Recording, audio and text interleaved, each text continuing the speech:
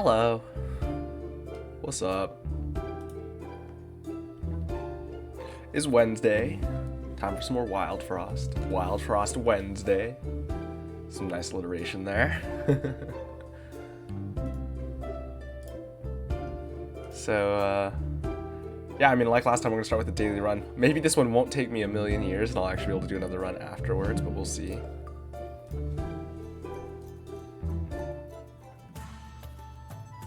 Because last time it took so long, partly because, well, I mean, it's going to take long because I was talking through everything regardless.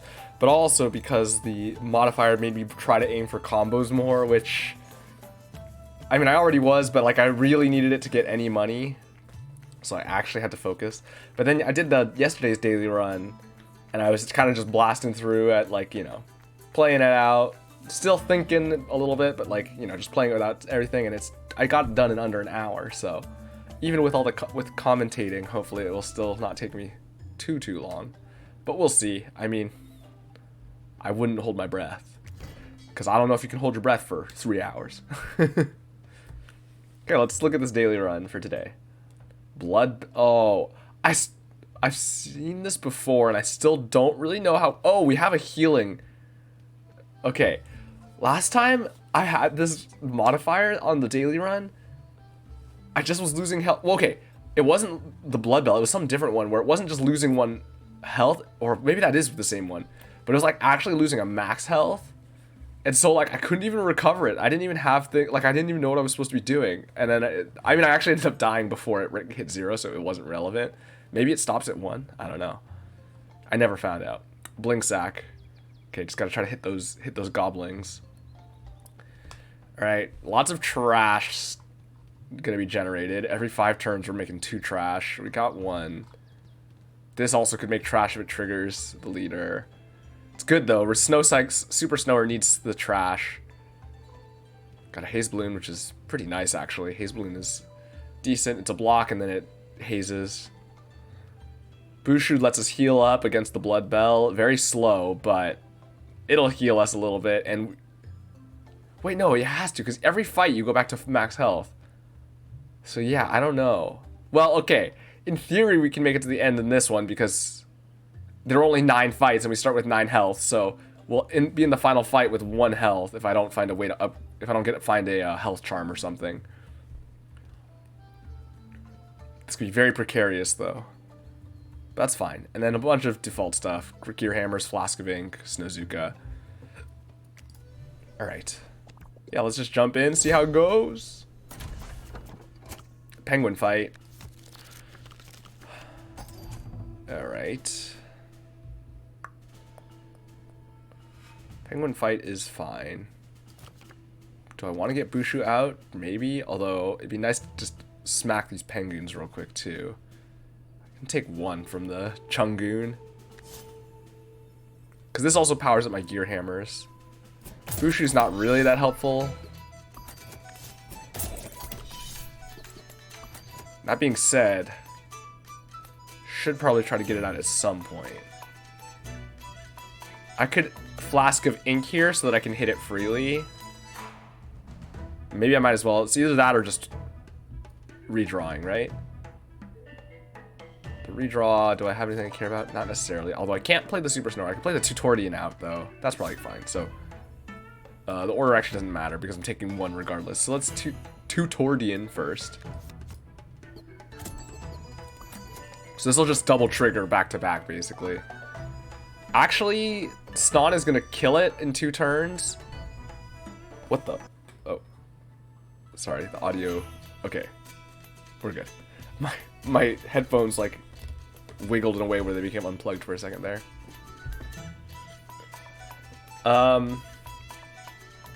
So I actually don't even need to worry about this because this is gonna kill and it's gonna be before that spawns. So I probably. Well, I mean, it's still worth it to hit this because it buffs the thing, and it's a free action here. But now it's going to kill in 1 hit, which, again, doesn't really matter. Alright, let's play out Bushu. Get the kill. More junk. Alright. Now I have a haze balloon for the final fight ready as well. Oh, I can Snowzuka this. Drops 8 when hit. So much money. Let's Snowzuka that with a critical here. We also have the Super Snower if we need it. Oh, okay, it triggered Bushu anyway. I kind of want to slowly hit this thing, try to gain as much money as I can, because I got plenty of time here. So I can just start smacking it with junk, right? This is going to hit for 2, or for 3 soon, which... Maybe I should try to kill it. They're going to kill it in 4 turns anyway, though. And I can take 3 damage. So let's just start hitting this gobbling with junk to make money.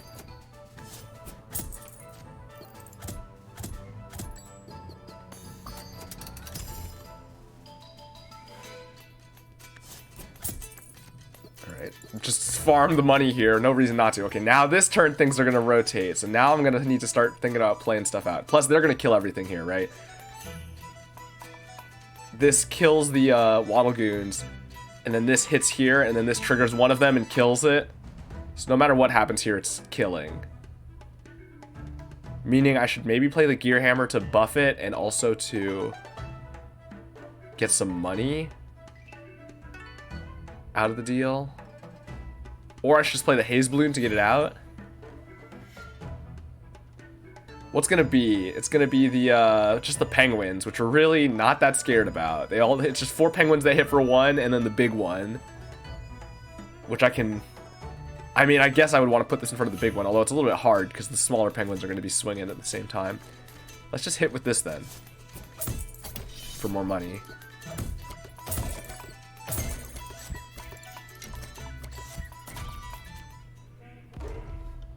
And actually, that triggering means we have enough junk for the Super Snower now, too. Bushu just keeps healing us, which is nice. Right, these are all going to get to swing twice before we can even attack, which, that is a little bit annoying. We can Super Snow here. We might as well. They're going to get a lot of hits in. Although, I can probably kill one next turn with a hammer. I can kill one next turn with a hammer. Okay, I can just kill them all back-to-back turns with the hammer here. Which is what we'll do. Kill one. Not going to get any combos out of it, unfortunately. Kill 2. I should have killed the one in the back, actually. That was a mistake.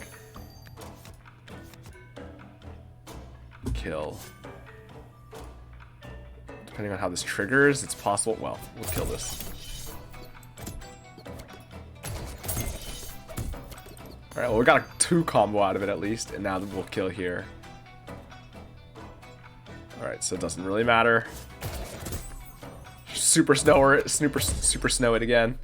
It's just so it really can't move. Alright, no problem. First fight done. Let's carry on. So let's see. Yes. Now our health's 8 out of 8. So we're going to be at 1 HP by the end of this, unless I find like a health charm or something. So maybe I need to fish for that. Although, with only Bushu, double Travelers would be nice. Treasure's not bad with a trash build either, because there are lots of things that... Well, there's lots of things that can use recycle or whatever that could benefit from having trash. I guess I'm getting one of these regardless. Money is nice too for score purposes. It does feel like I want to get the Travelers early so that I can start figuring out a build early. And also just Travelers generally are strong because they're like constant value instead of the items, which are just once each turn or once each shuffle value. I guess in a way the counter is like the shuffle value, but on the other hand they have health also, which means they can soak damage too, so they have value in that way. I mean, I'm going to see lots of more Travelers eventually. So maybe in that way, this is more useful. It's tricky. Well, I'm going to take the Travelers and the money. I don't know that that's correct in this case. Bonnie, more healing. Jumbo also, these are all pretty Demona's okay, but we don't have anything hitting that hard, so it's not really that big of a deal. I mean, more healing is interesting, but probably not that helpful. Jumbo also is not great, generally, I feel like. Just because it doesn't really do much damage. And in this clan, in this tribe, it also matters less than, like, the sacrifice tribe. The mask, the shadow, the mask tribe versus, this is the, what, Clunk? I can't remember their names. Guess we'll take Demona. She has some health, 6 health, which is nice, and Demon Eyes, we can make Demon Eyes work. I mean, even hitting for 4 makes it 8, which is not bad. Obviously, we'd like some even bigger hits to go with the Demon Eyes, but it's not like we're hitting all for 1s or something. Okay. This is interesting. Haze Blazer is sketchy because it'll just kill us when we're down to low health. We can't take that. Krego. If I had things getting destroyed, which I have, it is from the recycle. So the recycle, Krego is getting some stuff. This is just giving me more trash. I need things to do with the trash. I mean, the Super Snower is a good way to use trash, but we're already gaining 2 trash every 5 turns. This is another trash every 3 turns. And Krego lets me get some value off destroying the trash. It also counts when it destroys other stuff, too. I'm pretty sure, like, even cards means any card on the field or in hand or whatever. So killing enemies and stuff counts, too, or breaking clunkers. Gonna lurk since I have friends over. All right, yeah, no problem. Hope you have a good time with your friends. Thanks for saying hi. And, yeah, Krego's probably the right decision. More trash would be nice, but I probably need more recycle first. Or some more ways to use it. Because filling our hand with too much junk isn't going to be great. Hope you have fun with them wild frosties. Thanks. Take a Krego. I don't know. It's hard to say. This tribe is the one that I think I've had a hard time winning with. Just because I always have a hard time balancing the trash. Or the junk. Okay, this is sketchy. We really need to deal with the puffball soon.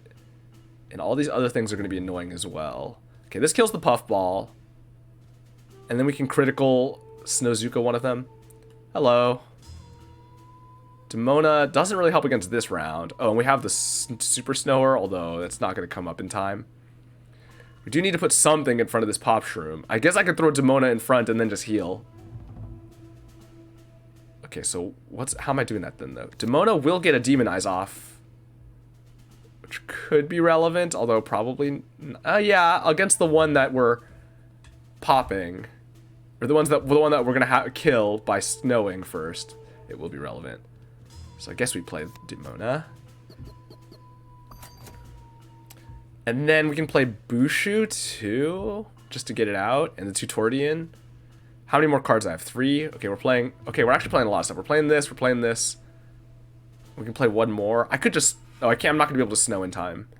So it'll be for after, which I guess I could still do. How much of the stuff in here do I want to play? Krego I want. Haze Balloon I would like to get out at some point. These are okay. Flask of Ink is okay. Okay, so I have 3 things. So let's just play Bushu. Tutorian's not bad. The Tutorian hitting a random thing is kind of weird. It just means it's going to randomly apply one of them every 4 turns. Which is generally not, like, great. But given that our stuff has pretty high counts, that does actually worth something. That's something to keep in mind, too, with Tutorian. It's also only 3 times, but whatever. Let's play Bushu first. Okay, so now I need to go through this. I need to kill the Puffball. Demonize there. And then I Snowzuka this one. Demona gets Pop Shroomed. And then we heal her. Because now this will kill here in the single hit. Do I want to play the Tutorian out? I guess so? The alternative is get Krego out, which also might be good, because this is going to get a kill immediately, so it'll at least go up by 1. Yeah, okay, maybe that's worth it, because the Tutorian doesn't need to be out right now. It's not really making a difference yet. We can get it out in the next cycle. So let's make sure that this counts. Yeah, so any card counts as a card destroyed. Okay, Bushu kills the puff ball, so that's good.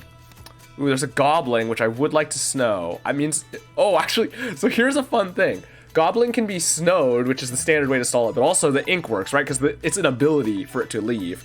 It's also an ability for it to drop money. So while it's inked, we don't want to be hitting it. But we can ink it so that when it triggers, it doesn't run away. And in the meantime, we can kill everything else. Which is interesting. Because what else in here do I even want to play, though? The haze balloon, and I guess a gear hammer. So I'll play the ink first, because that way it'll skip the one rotation, or the one escape, and we don't have time to be hitting it. Actually, no, I could be hitting it first if I want to just be doing that instead. Although I do need to be thinking about these things are going to hit in time. Okay, Krego can hit will hit for 2 when it comes up. It is kind of annoying, actually, now that I look at it. The timings of all this. Maybe I do just want to rotate for the snow.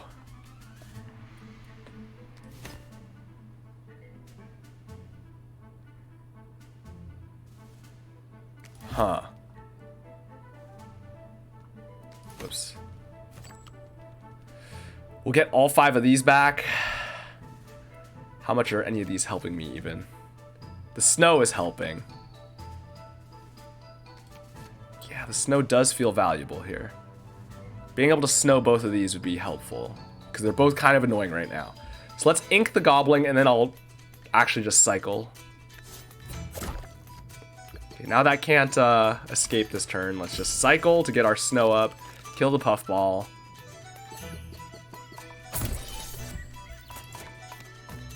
Alright, this is going to try to escape and fail. We actually did not redraw the Super Snower, which is, I guess, okay.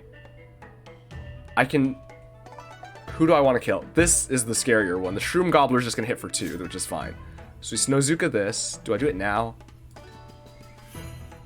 Guess it doesn't really matter.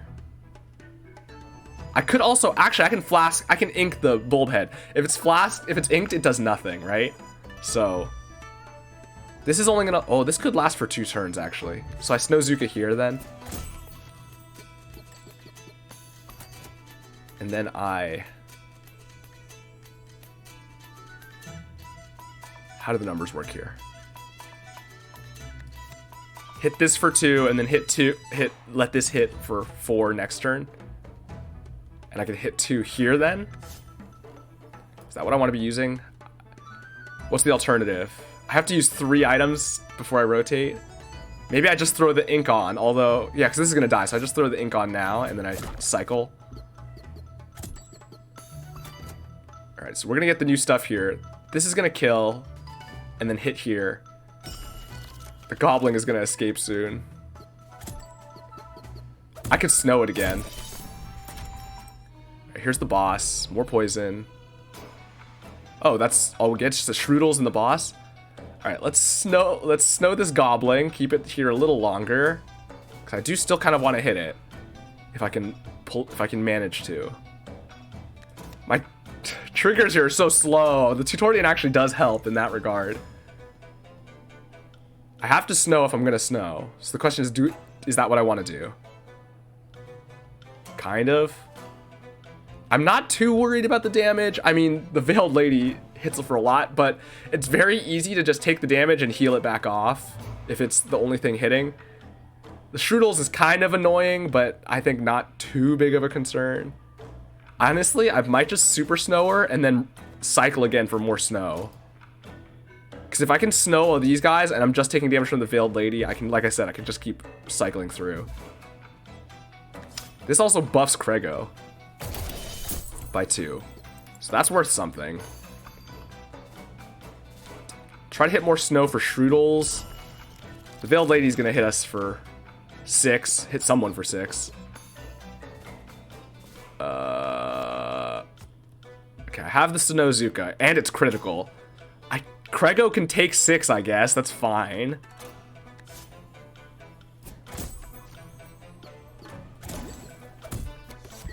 Alright, now Krego kills the Shroodles. Ooh, now this guy's hitting. Okay, let's put... Well, it's hitting for 3, which is fine. I could also put a Tutorian in front of it. Or just put the Haze Balloon in front of it, actually. Because then it'll hit someone else on its turn. Yeah, that's fine.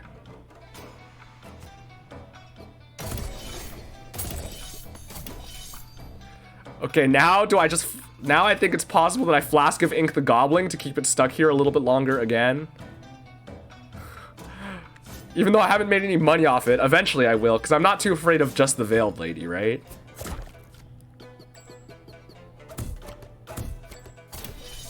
Now it fails to escape. It's possible this Shroom Gobbler will just smack face first into the Goblin. Okay, now here's where it's a little bit... Okay, I guess I let the Veiled Lady hit Bushu and then heal. Or I let it hit Demona and heal. That might be better. We don't really need the Demonize at this point, but the healing is nice. So let's play Demona.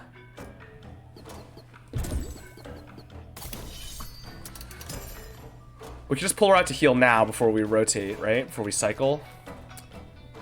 She could technically take one more turn, but having her out one more turn doesn't make a difference here, right? Yeah. So now I play the Tutorian. That's the only thing here that does anything. I could also just... I guess I just cycle. The Tutorian isn't going to make a difference at this point. Because the Shroom Gobbler's not going for a while, and when it does, it'll either kill the Goblin or it'll hit the Veiled Lady. So now I just start hitting the Veiled Lady, and once this is up, I start hitting the Goblin. With junk. I could also prepare to hit the Shroom Gobbler. I probably should do that too. Let's not have that there. So that escape is not real.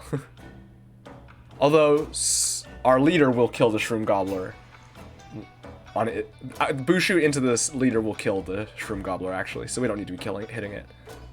If I hit it with the 3, then Bushu could have killed it first, but then we don't actually get as many hits on the Goblin. So let's do this. Oh wait, Krego's gonna kill it too. So let's just junk hit a Goblin, the Goblin, for some money. Okay, that hit there, that's nice. Alright, now Snon is gonna, our leader is going to kill, I need to heal here so this doesn't die. But it doesn't matter. A Goblin, our leader kills both, so we just hit this for more money. Alright, no problem. Got a decent amount of money out of that deal. We're up to 251 money. Alright, after what, 2 fights? That's what we like to see. Into a Charm Merchant. That's very nice. We could also just go to a regular shop.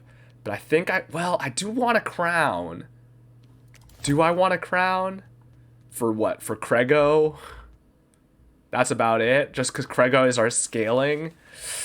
That's tempting. We're more likely to see another regular shop, though, in the future. But we won't, you know, it's nice to get a crown whenever possible. But the Charm Merchant charms are so nice.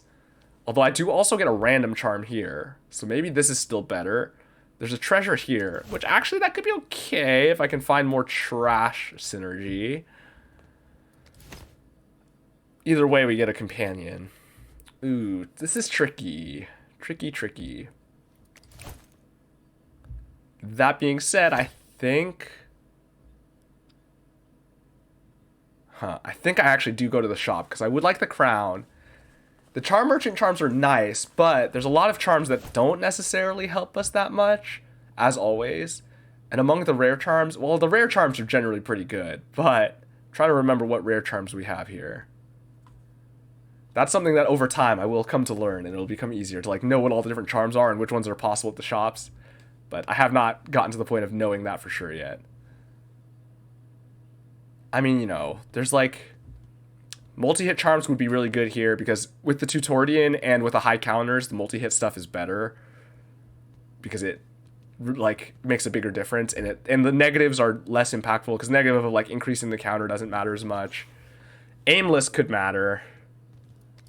I don't know. I think we'll actually go this way because this gets us a random charm anyway, right? Not as necessarily a good one, but it could be. And we can still buy a crown and other stuff. I like the Charm Merchant, but... I like BG, but I don't think BG's actually good here. We don't have enough hits coming in. I mean, we can hit with our weapons and stuff, but we don't have enough hits on our allies, our companions coming in. Alloy is interesting with like the Tutorian or the Haze Balloon, but probably not worth it. Maybe we just take Nom and Stompy, although Nom and Stompy is very slow unless we're trashing a lot of junk. I found that it doesn't really trigger that often. Not as often as I would like, at least. BG is... I like Bomb, but the problem is BG still is pretty slow to apply it, because it's only every 4 turns, and it's only... and you have to take hits to increase the amount of Bomb you're applying. And then it's just on the single target. So, probably not worth it. Alloy... We don't have enough... I mean, on Tutorian is cool, because it gives us an extra use. Haze Balloon, it's actually just bad, though, right? We don't... I mean, it lets Haze Balloon chump another hit, but the effect for Haze Balloon is on death.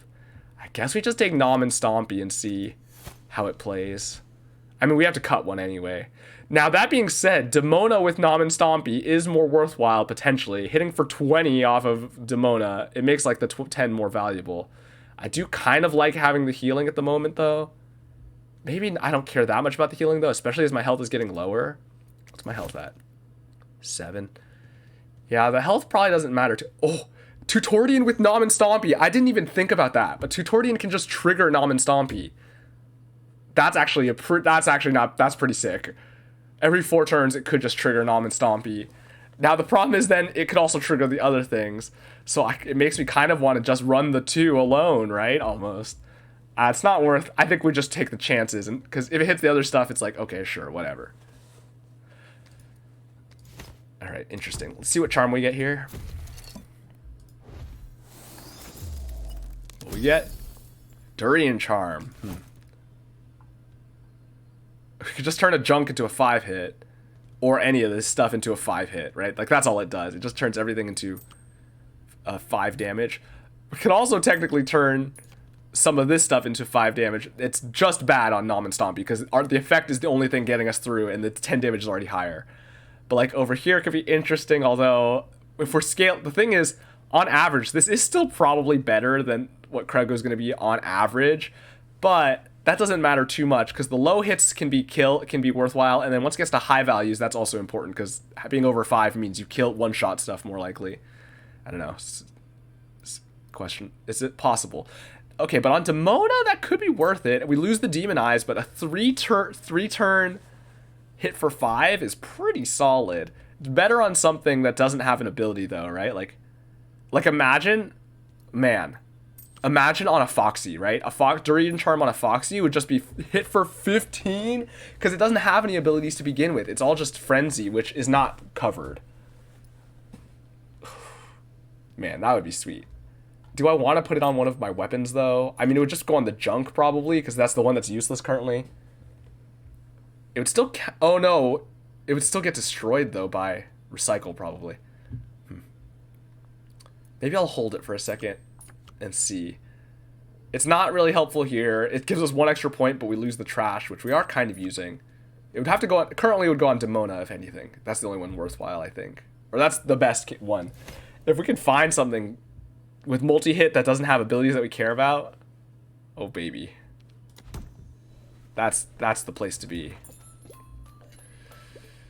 We've got to take a crown here. Ooh, Gigi's Gizmo is Recycle and adds counters to the Tutorian, which now, if we're doing a Nom and Stompy Tutorian combo, we have a scrap pile. Interestingly, I don't know which of these, like, it seems like one would be strictly better than the other, given that they're the same, but with this one has an added effect. But I don't know that that's the case, true, right? Like, it depends on the build. If you have stuff where you want junk, Recycle is worse. But if you want to be clearing junk, then this one is better. It's hard to say. Well, we'll take a crown. Molten Dip. Probably not worth it. All of our stuff hits so slow. I mean, it could be interesting, but it still just doesn't... we don't get enough hits in for the 2 damage to be that huge. Although, it does still help a little with stuff.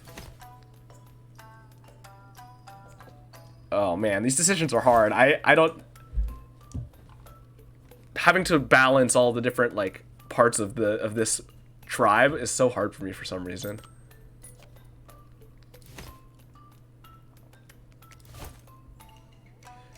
I mean, the 2 damage makes is mostly non-consequential for Nom and Stompy. Krego, it's just like 2 extra things getting destroyed early. And Demona just is able to do damage then, which is kind of nice. And the leader, of course, gets 4 extra damage every time it hits swings, which still is pretty slow. I guess that's not bad. I do think Molten Dip is generally pretty good. Like, increasing a whole row by 2 damage for the fight is like... That's in effect, right? It's a total increase of 6 on your units if you have 3 things lined up. And generally you want to when you use it. Where am I putting this crown? Am I just putting it on Nom and Stompy then? That actually does seem possible. Before it probably would have been Krego to start scaling, but now we want the Nom and Stompy just to get it counting down. Yeah, I'm not sure. Man, if we find a Foxy into to give this Durian Charm, that's gonna be quite the heavy hitter. 15 every 3 turns. I assume it doesn't give it a Frenzy. I don't think it should. Alright, what else am I taking though? Do I care about buffing the stuff? I mean, increasing the Tutorian could be useful, although we're not really getting... We're getting 3 uses out of it is probably as much as we're ever going to need, more or less. Okay, and spending a turn increasing scrap is probably not worth it. You want a stronger clunker to be putting it on. Yeah, it's Wednesday. Yep. And putting it on the Haze Balloon again is bad, so probably not worth that. I think I take the Molten Dip, though. Lumen Lantern's interesting. I don't think I've ever taken it. I can see the value. If you know you're going to kill an enemy, or you know you can kill any enemy at will, then this is just boosting your effects. Now, that being said, we don't really have much that we care about boosting, right? So, I think I take the Molten Dip, and I think I take a Charm. And I think that's... Well, I can't take anything else. Well, I could take a card, but I don't want a card. Cloudberry Charm. Okay. This might need to go on our leader to keep our healing up. Or we just put it on Stompy, since we know Stompy's going to get a kill whenever it swings, basically. So it just keeps its health a little higher. Ooh, that's tricky. That's tricky. I am holding this Durian Charm in case I get something better, even though I probably could put it on something now. But this Cloudberry Charm, see, if I get something better to put the Durian Charm on, I would probably want to put the Cloudberry Charm on it too. You lost a day. Dang. Hopefully it's hopefully it wasn't too important of a day that you lost. But the Cloudberry Charm would be nice on like on something that I'm hoping to hit, but at the same time I don't think I want to wait for it. Like, it's probably not worth it. I probably should just place it now. Our leader can get 2 kills in a turn and could heal back up, and it will matter more as our health is low. Although we're gonna just basically be dodging hits as our health gets lower, because we're gonna be at a point where a single hit kills. So actually, it's probably not worth it. I guess we'll just put it on Nom and Stompy and hope we have it keep its health up that way, and we can use it as a tank because it has 10 health. That's probably fine. We need more destruction now, though. Now that is a value of the recycle card, right? It does destroy a card. All yesterday I learned programming language. Ah, I see. What language? Yeah, at least that sounds like a productive use of time. Alright, we'll see how it goes. Let's take the boss. Who do we get? Infernoco, okay.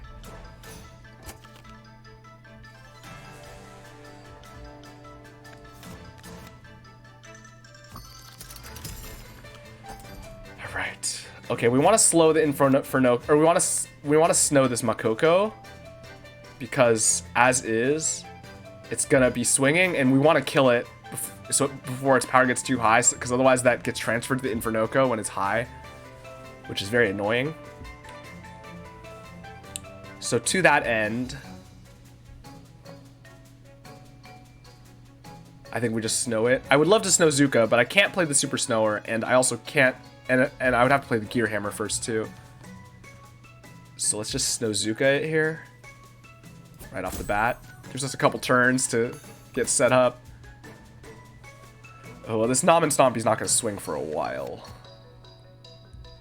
Let's play Demona out too.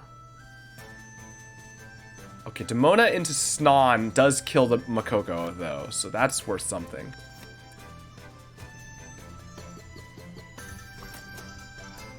Android programming? I see. Yeah, I don't know. I have never done any programming for Android. I cannot kill the porcupine in time. It's gonna get a hit in, which I guess is fine. This also, the Infernoco's also gonna get a hit in for 1, that's also very fine. So let's just do this. Okay, the Makoko's gonna start building, but I can't really do anything about that unless I fish for the ink. I think it's more worth it to try to kill this porcupine though. The gear hammers are kind of weak, but so it goes. All right, this gets hit for 3, this gets hit for 2. Those are both acceptable.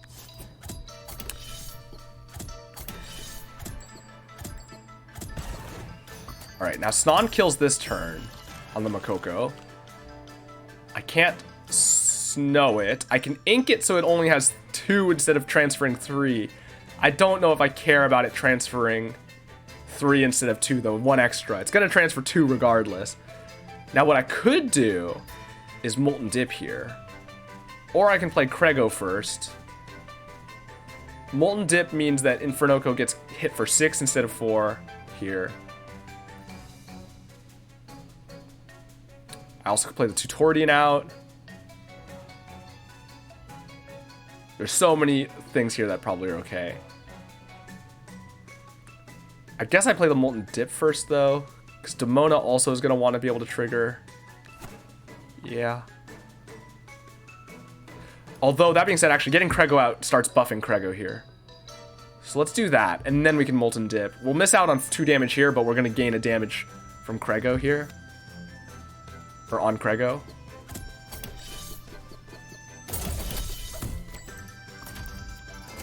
Okay, more stuff running into the fray. Probably don't actually need to put the Molten Dip on Nom and Stompy. I can kill the Porcupine at will. They're not going to kill this Porcupine in time. Unless I get lucky on the... Well, I'll get some snow at least. Probably. Actually, we don't know because it's going to shuffle the whole deck. We could get anything. Oh, no, this'll... No, it still won't kill. It'll hit for 4. I guess it's fine, though. Oh, that destroys a card, too.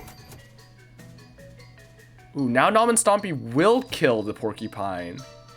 If I want it to. It seems like a little bit of a waste, because it's going to hit so hard.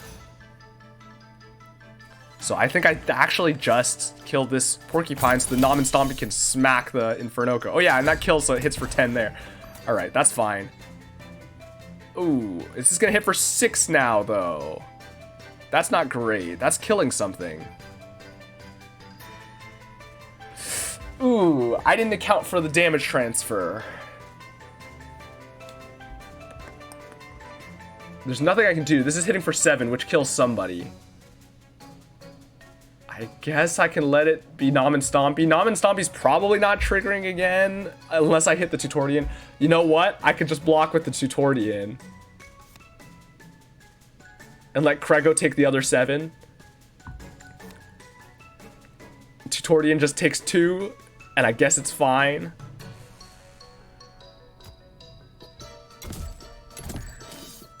Alright, now this Porcupine is trying to smack us, but we should be able to kill it with anything here, yeah, or with something. Good, we can kill it here. Krego kills the Infernoco.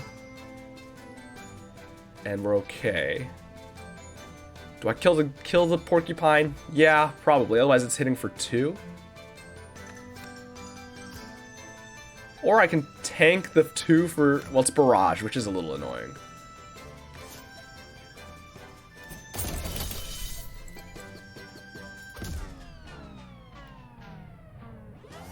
Alright, Infernoco resets. It splits. Alright, now we can... You know, we could have... The Haze Balloon's interesting. We haven't been making good use of it, because we haven't had a good chance, but this is where it could get useful once this starts to build up a little bit.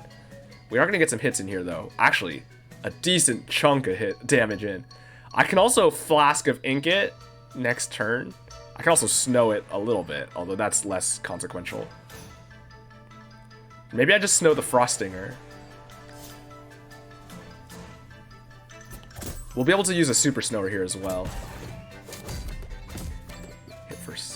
for a decent amount. Ooh, the Tutorian's gonna swing. So now here's where 2 and 2. We can take 2 here, we can take 2 here. Infernoco's gonna hit for 0, that's fine. So I can Flask of Ink one of them to keep them from building. Probably the Infernoco, although the Makoko's annoying, but we're gonna kill this probably soon. I can also Super Snower the Makoko the next turn when it's on 1.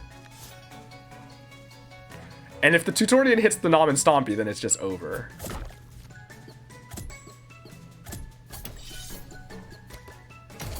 It's over. Alright, we're not making any more money there. But you know what? That's fine. Alright, now we need to decide what bell we want. Maybe the Companion Bell. Getting another Companion out could be nice. We don't really have much else taking up space. The Tutorian, I guess. Haze Balloon, we have not been using effectively, but it is theoretically good if I can find the spot to use it. It's just sometimes it's hard to find. That time there was definitely spots that it could have been good, but I just never was able to. I didn't have it in hand, although we ended up not needing it. We got through with no deaths, so it didn't really matter in the end. Yeah. Programming is it's mostly just about like it's just mostly about like being able to think through the process and like the logic of it. And of course you kind of have to learn the syntax and everything, which is not that different from learning, you know, any sort of language, but not even necessarily like a strictly like a language, like a human language, but just like any sort of like having to learn the language for anything you kind of have to do for programming. That's like one of the main other things, but a lot of it you can just look up documentation. So if you're able to read the documentation, that'll get you up pretty far. And maybe I just want the redraws because I don't have that many cards I want to play, and so I'd rather just play them and then redraw quickly. I mean, larger hand could be okay too if I'm willing to spend the turns redrawing, but I think I'd rather just redraw faster. Companion's tempting. I honestly think Companion is generally a really good choice because assuming you're not doing a build where you're loading the board with other stuff, like a summoning build, right? But like for here, having the Tutorian out is nice. The Haze Balloon can come out at some point, but like, you know, we can rotate something out and swap the Haze Balloon in to tank a hit, and that's fine. If I have one more thing in on the team, maybe I too just take the Companion Bell first, because I already have enough companions to fill it. Bushu's not great, but it's something, and I suspect we're gonna get another companion here regardless. And a shop. Oh, I do not have the money for this shop. Wow, I have not found money since I got like no money in that boss fight. These two paths are the same. Which one do I want first though? The companion, I guess, since I have more control over that, in the sense that I can just rotate it out. All right. See, now here's something. Oh, but the Durian Charm messes that up. I could make Blunky a 2-turn timer 5 hit with the Durian Charm. It wouldn't get any block, but it would hit for 5 every 2 turns. So Tinkerson is nifty with junk. We don't have that much junk though. So as it is, it's just turning our junk into 2 hits. And if I found something that made the hits stronger, it could be good. Don't know if that's worth it though. Blunky is interesting. If I give it the Durian Charm, just honestly a 2 counter is pretty fast. Hitting for 5 every other turn is a lot of damage, you know.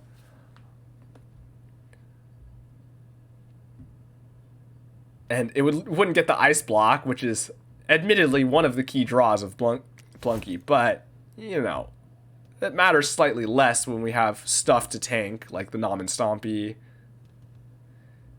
It doesn't get as much value on the Tutorian because the Tutorian it's already faster than the Tutorian.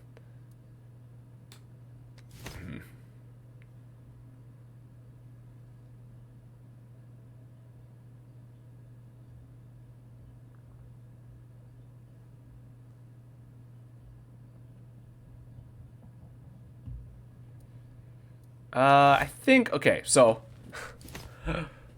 I'm so tempted to take Tinkerson just because I like the idea of making the junk useful, but we're really not getting that much junk. It's just occasionally from the Snon and then the one we start with, and we're just burning it away on Super Snores when we can, so I don't think that's the right choice.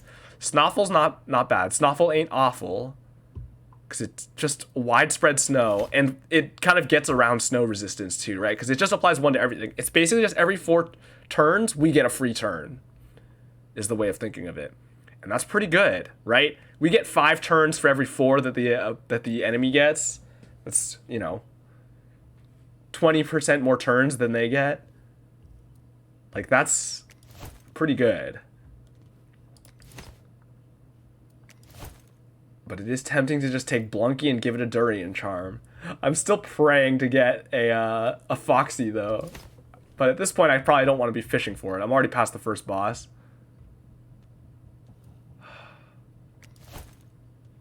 And I have snow. I mean, more snow is not bad. But we have snow and we have ink. That helps us deal with a lot of the problematic enemies already. Honestly, Blunky is not bad even just with the Molten Dip, though, too. Because it becomes, even on its own, it becomes a 3. Even if I don't apply the Durian Charm. I feel like if I take it, I should probably apply the Durian Charm, though.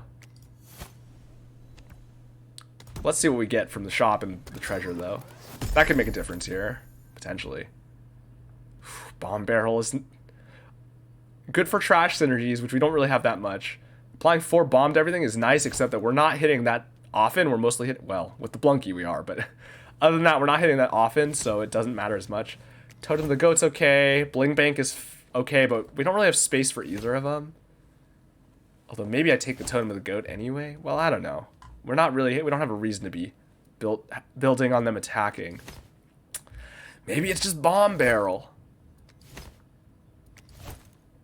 I do theoretically like Bomb Barrel. And with Blunky, it's pretty good. 4 trash is a lot. We need more recycle if that's what our plan is. Or I should have taken Tinkerson. To at least get some value.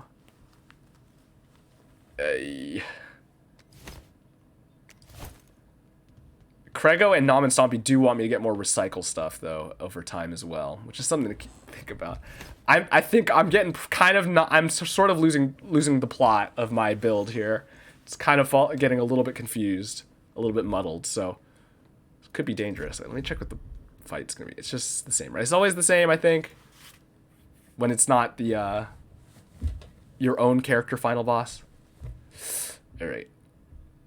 Do I just take the Bomb Barrel? An extra 4 on every hit is not mattering for a lot of these. A lot of them. It's good for Blunky. It's okay for Demona. And that's about it. The others are not going to matter. I mean, it is an extra 8 when this hits.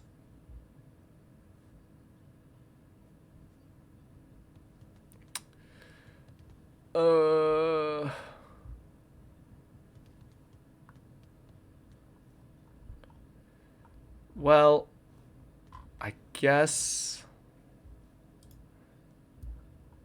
I could also apply this Durian Charm now. Maybe I should. Do I care about the block? I kind of don't think I do. All right, we'll take the Bomb Barrel. I don't know if that was the right choice, but I don't know that the others were better. All right, we got lots of trash now. I don't need the Proto Stomper for trash. Pinkberry Juice is gonna be nice eventually for my bleeder, although I don't know. We're just gonna be trying not to get hit. Ooh, counter control would be nice, especially with all of our high counters. Although it makes slightly less of a difference when you have a high. Well, there's two elements to it. On one hand, it means you get through it sooner, and they are big hits, which matters.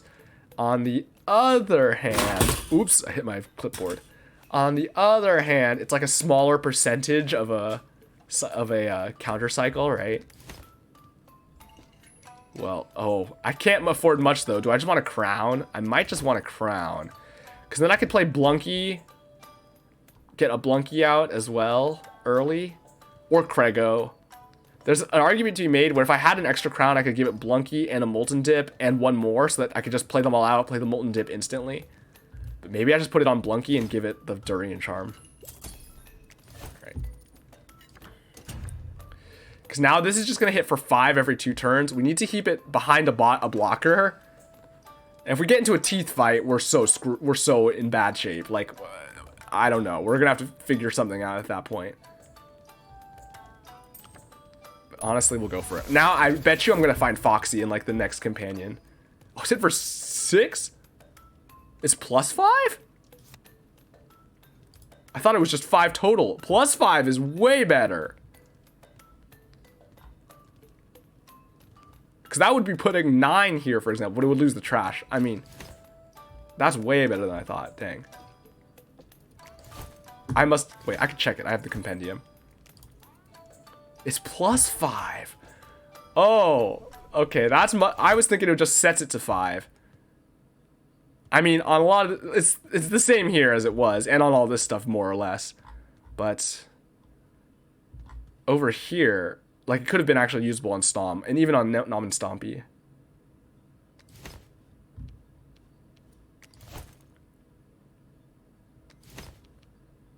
Alright, well, I mean, I think we have all the stuff set, so let's just go for it. I don't know, my build is getting pretty muddy. Monkey fight, alright. Well, Blunky hits hard and fast, which is actually good against the monkey fight. And our big hits are good against these monkeys. Now, the Makokos could be sketchy. Do I want a bomb barrel? It's gonna fill my hand up, and I don't think I need it. Because Blunky just kills each of these with 2 hits. Unfortunately, Grumps is annoying.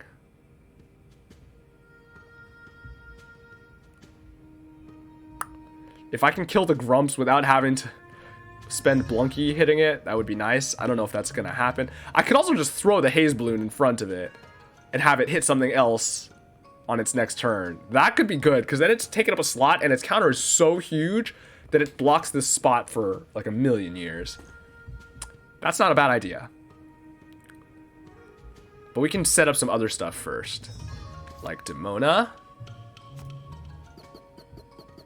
And the Tutorian. Hit for 6. You love it. And now we can play the Haze Balloon out. Or I could play a Gear Hammer. Oh, actually, this would let them kill with 1 hit. Demona getting -1 doesn't matter. Blunky will get -1, which, you know, maybe that's fine, though. Well, I can apply it now, and then I can swing later when it becomes relevant. You know, that makes sense. Let's play the Haze Balloon out. So now Blunky will one-shot this when it comes up. I guess I can hit the Moko head, too, now, because this will apply here, but that's fine, because its next hit is going to hit one of its teammates. Let's blow up the Moko head, and this is going to die. Alright, that's lovely. Oh, now Snom is gonna hit the Grumps, though. It won't quite kill, either. Yikes. Do I have a way of dealing with this? Oh, Ink does it! Okay, well now it's just gonna die. Which I guess is also fine. The music is really good, and I like the way, yeah, it starts when you first, like, do an attack. But the music in this game is generally all very good. Okay, I do have the Molten Dip, which I could apply now, but I kind of want to not get this my attack reduced here. So let's do that first.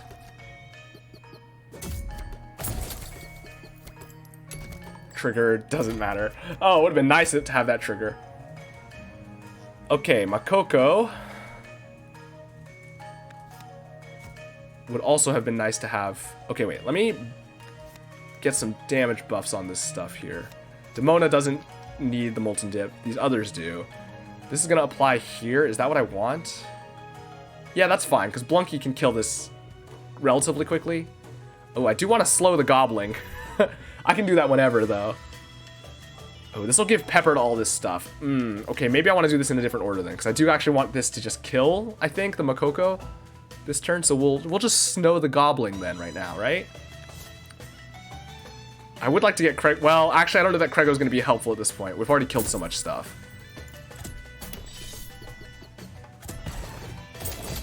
That's dead. Oh, I wasn't counting on. Okay, I should have put that over here. That was a mistake. We killed the Goblin. I mean, we got some money, but we could have gotten way more out of that. I was forgetting that this was going to count down when it killed that. Oopsie. Oh well.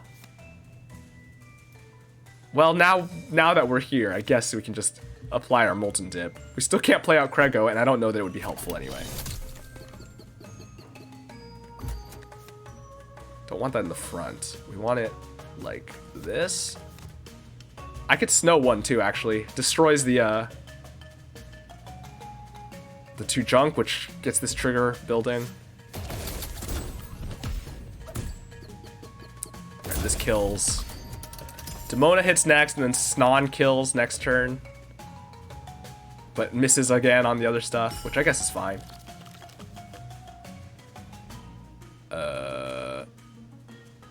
Yeah, it's fine, I guess. I don't know what could I even be doing here. Well, this is gonna trigger too, and actually, so it will die unless it hits Demona. So maybe I just swing to build some numbers on the Gear Hammer. What's Tutorian gonna hit? Okay, that doesn't help.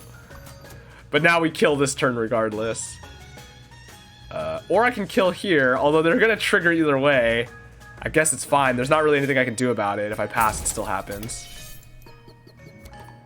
My cards are all these ones. The enemies are this side. It's just left and right side. King Moko right at the front. Okay, this is easy. This fight's basically over already. Kill the Makoko. The Pepper Witch is potentially scary, but we can just haze it, actually, if it gets built up. And I think that's actually what we do, because then it'll hit the King Moko. Okay, this is easy.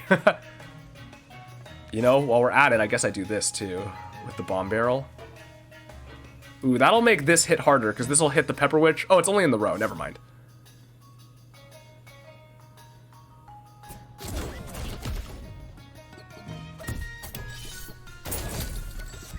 Oh, but it hit the King Moko. Not that it mattered, but it did hit the King Moko, so I guess it did affect that. Alright, we've got a lot of junk now. That doesn't really do anything.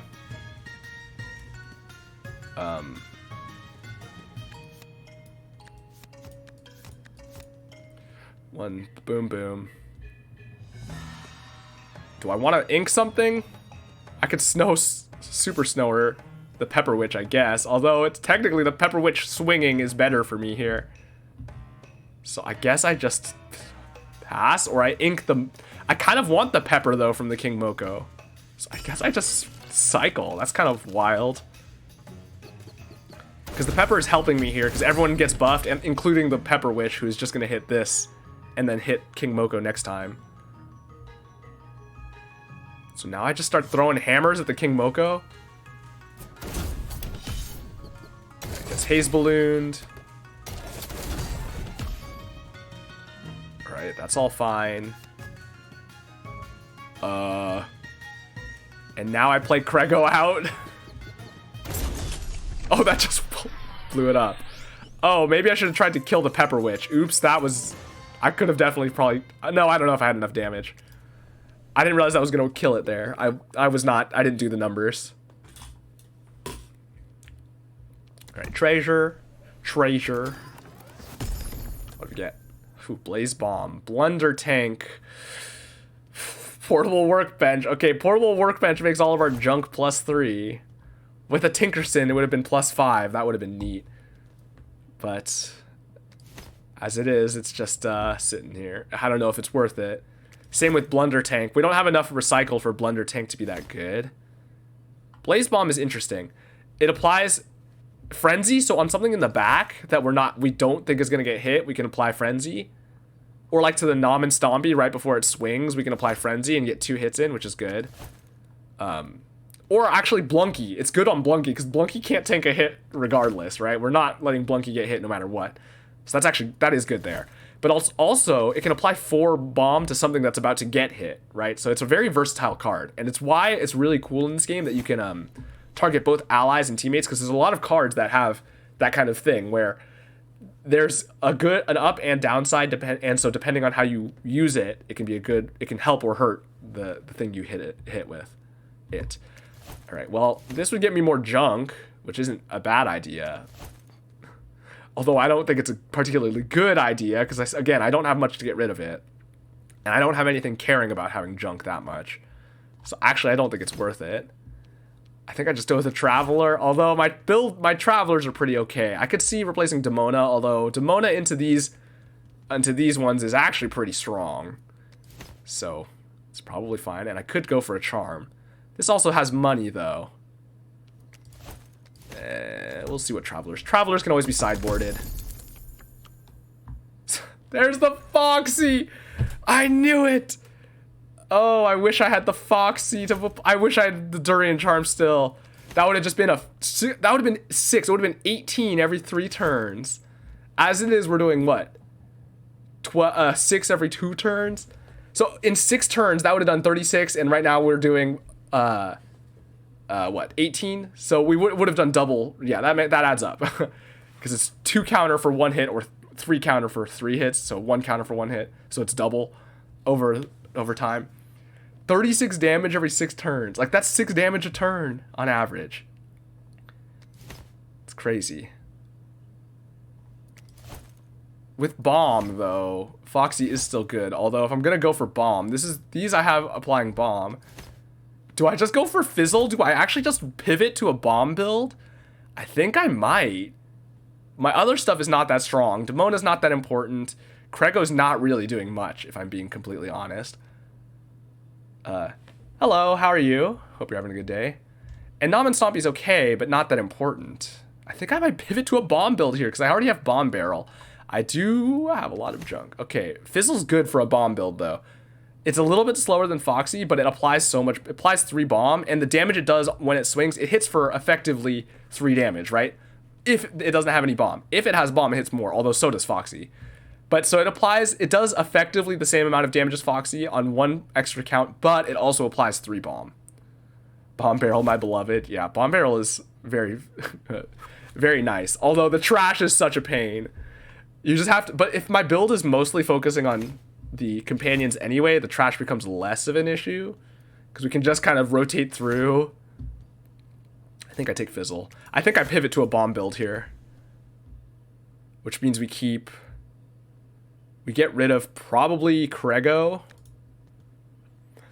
Man, I wish I had the Durian Charm for Foxy. I talked about it the whole time, and then I found the Blunky, and I went, yeah, this is good enough. Helped you win your first run yesterday? Hey, nice, congrats. Good job. Was it your, it was just a normal, was the normal mode run? Not bad, pretty good. Fun fact, I don't, not many people were here for it, but my first win was my first run ever. It was on stream. I started streaming it. My first run ever, I managed to win. And that was great. I mean, I played a lot of the demo, so I already knew the mechanics and everything. It's not like I was going in blind or anything. Like, I knew the game. But I managed to win my first ever run, and that was sweet. And then it took me a while to get another win, because I just, like, kept throwing them by playing carelessly. Playing on... I've definitely played a lot better on stream than when I'm playing on my own. Because of the fact that I spend way more time talking through my decisions. Because when I'm playing on my own, I'm not as careful about it. I'm not as judicious about my moves. So then I get careless and I make dumb mistakes. But when I'm streaming, I like talk through everything, and I am able to basically find the right moves every time. Almost won the run after. Got to the boss again, but forgot there's a second phase. Yep, that'll do it.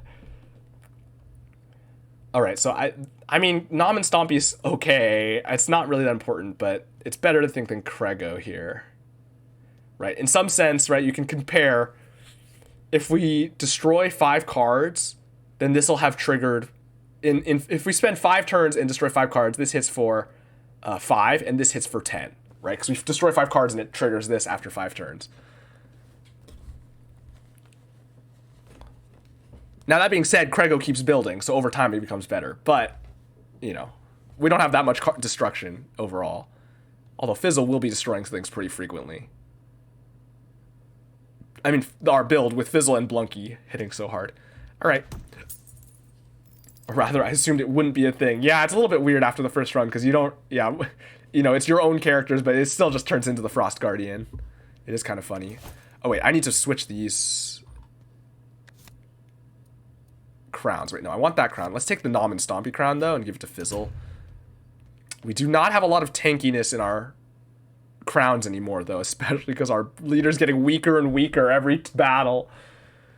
There's an argument to be made to keep the crown at Nom and Stompy as a tank, but we have Snow, so hopefully we can get through the early rounds before we get the Nom and Stompy out. Krego did have 7 health, which is nice. It's probably okay, though. It's a little bit... Our health pool, especially early out, is getting a little bit dangerous, but it's good to get the bomb out early. Oh, Drek fight. Okay. Alright. Let's see. Bomb is going to be good here because they all have huge health pools, and the bomb will help us get through it quickly. That's actually pretty big, but the numbers are going to be hard to keep track of. Okay. We have snow. We can snow next turn. We also can just throw the Nom and Stompy in front of the Gromble. Taking 2 doesn't matter. Especially because Nom and Stompy will get healed when it kills. Alright, so how do I want... How do the numbers work out here? I probably want to be applying Bomb to the Woolly Drek because it has the biggest health pool. The thing is, Blunky's still going to take 3 cycles to kill here, so we're going to have to deal with 1 Bigfoot turn, but we can just snow it. The junk in hand is annoying. The junk on the right side of the hand is annoying. I can waste a turn to get rid of it so that the Snow Zuka hits critical. I don't know if that's worth it. If I had another junk, I could also Super Snow her. Well, let's play the Nom and Stompy. That definitely feels like the right move here. Okay, we want Blunky hitting here. That seems right. If I play both Gear Hammers, we also get the Bigfoot on the next Blunky hit. But we'll have to deal with still it attacking for aimless. So I am going to be snowing it. So, to that end, I guess I just play the junk. The junk actually becomes good with Bomb, too. Although, everything becomes good with Bomb up. It's still worse than the Gear Hammers. But at least it does damage when there's stuff. Okay, maybe I just play the junk out for critical. I guess, I don't know. I think... I can't play the Super Snower, and the Gear Hammers aren't going to make much of a difference here. The Gromble's going to be annoying.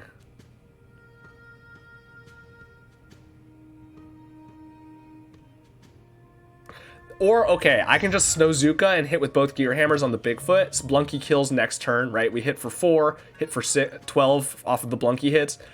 And that happens right before Woolly Drek goes. So Woolly Drek eats the Gromble and has a bunch of bomb built up. That's probably okay, actually. So we'll just do this. Take a hit there. Hit there. Swing with the other Gear Hammer. Gromble's gonna... Nom and Stompy takes another hit. Fizzle applies this, and we snow here so that it dies this turn. Fizzle applies a bunch of bomb, which is great. Okay. We rotate. Ooh, interesting. Oh, okay, wait. We got the haze balloon here. There's a okay, what is the boss here? The boss is the big, it's where is it? I'm on the wrong one.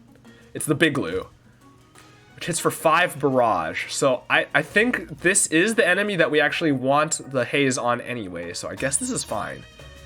This will hit for 14, leave it at 11, and then it'll get hazed, and then its next hit after it'll eat the Gromble. I presume that happens before it eats the. Eating the attacker is always a little bit weird, I'll be honest, on how that counts for attacks. Alternatively, I just tank the 4 hit here, and then kill it shortly after. Maybe that's fine, because the haze balloon can come out later. I could also apply a Blaze Bomb here. That'll kill if I apply it to Blunky and it hits next turn, right? Because it'll hit twice and it'll have a lot of bomb applied and it'll be low. So meaning this turn I want to be using Molten Dip. I guess like this. Because I want Nom and Stompy to be... Okay, do I want it on the... I probably want it on Snon, actually. So we apply Molten Dip like this. Molten Dip this turn. The Tortian is much less useful now that we're using Blunky and Fizzle. Do I need to get Demona out? No, probably not. I think I want the Molten Dip for next turn for the Blunky. And I want the Blaze Bomb on the Blunky, so I have to play them both here. Right, that hits for 4. We're fine. It eats that. Gets beat up. And then this kills with a Tutorian because it's hitting for 11 each hit, so that kills. All right. Okay, let's look at these triggers that we're up against now, though. Pawpaw's annoying with the multi-hitters. We're gonna have to hit the Pawpaw with something that's just gonna blow it up, which we have stuff that will blow it up, like a Nom and Stompy, actually. Oh, Nom and Stompy's gonna swing. immediately here. So Nom and Stompy's hitting for 10 on whatever it's lined up with. Which I guess I want to go for the Gromble. The Gromble's, or the Bigfoot is more annoying. Because the aimless. I mean, I'm definitely using the Blaze Bomb so I kill the Woolly Drick, right? What do I want Nom and Stompy hitting? Oh, it's so close to being able to kill the Gromble outright, but not quite. Because then it would get a heal too, which would be nice.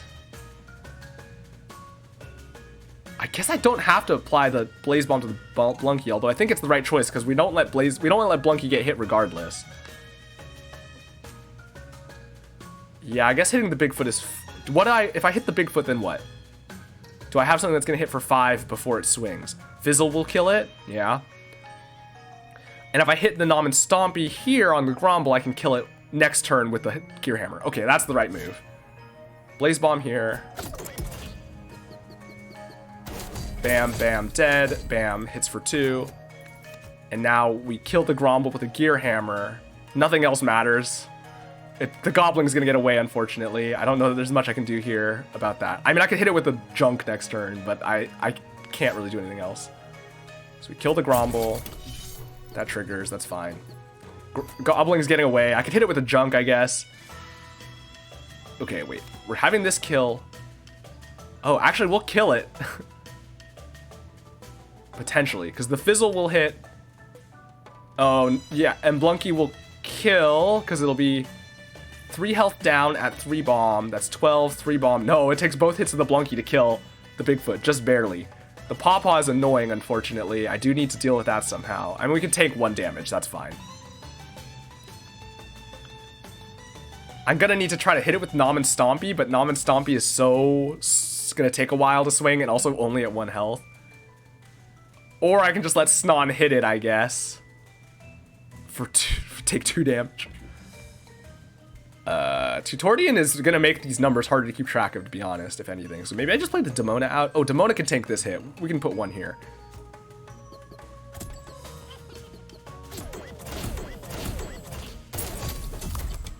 Oh, that didn't work out the way I was thinking. The numbers did not... Oh, because the Goblin... Oh, no, it did kill with the first hit. I thought I was going to take the second hit. Because it has +2 damage. I forgot it's at 2. That's why. It did an extra 6 damage on top of my calculation, which was enough to kill with the first Blunky hit.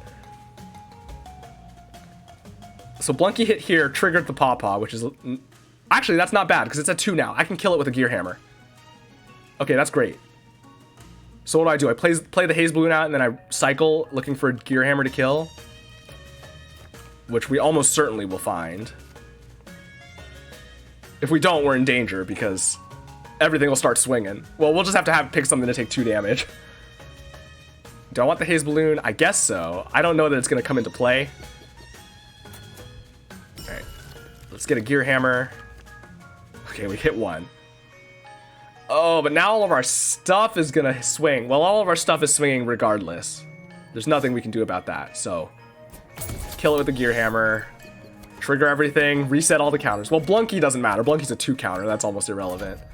We have the Junk now for the the Super Snower, which is good. Because there's some stuff here that we're gonna want to slow down a little bit. I would love to make sure the Bigfoot hits this Haze Balloon, but that's not going to happen. I do need to deal... Oh, I could with the Ink, actually. The Ink will do it. Yeah, that's fine. We'll do that. Maybe I just put another Blaze Bomb on the Blunky at this point, though. A lot of our stuff here is bad. I could slow the Gromble. That's probably fine. Or the Pawpaw. The Pawpaw is really not a concern. It's swinging for 1, and if we don't ever hit it, it's just going to be swinging for 1. Oh, that instantly triggers the Nom and Stompy, too, because it destroyed 2 more cards. That doesn't actually matter. Having extra bomb would have been nice, but it doesn't really make a difference. Let's apply this Bomb Barrel, though, so that we can get extra damage on the Fizzle. Okay, wait, this might actually just kill. Because that's a lot of extra bomb. Yeah, that just kills. Alright, well, we can get some combo here. Oh! Actually, it doesn't matter. Oh, no, it does, because it goes down to 3. Alright. I didn't think about the fact that it had teeth already. I just left it there. I should have moved the stuff up to the top row so that everything killed properly. Oh well.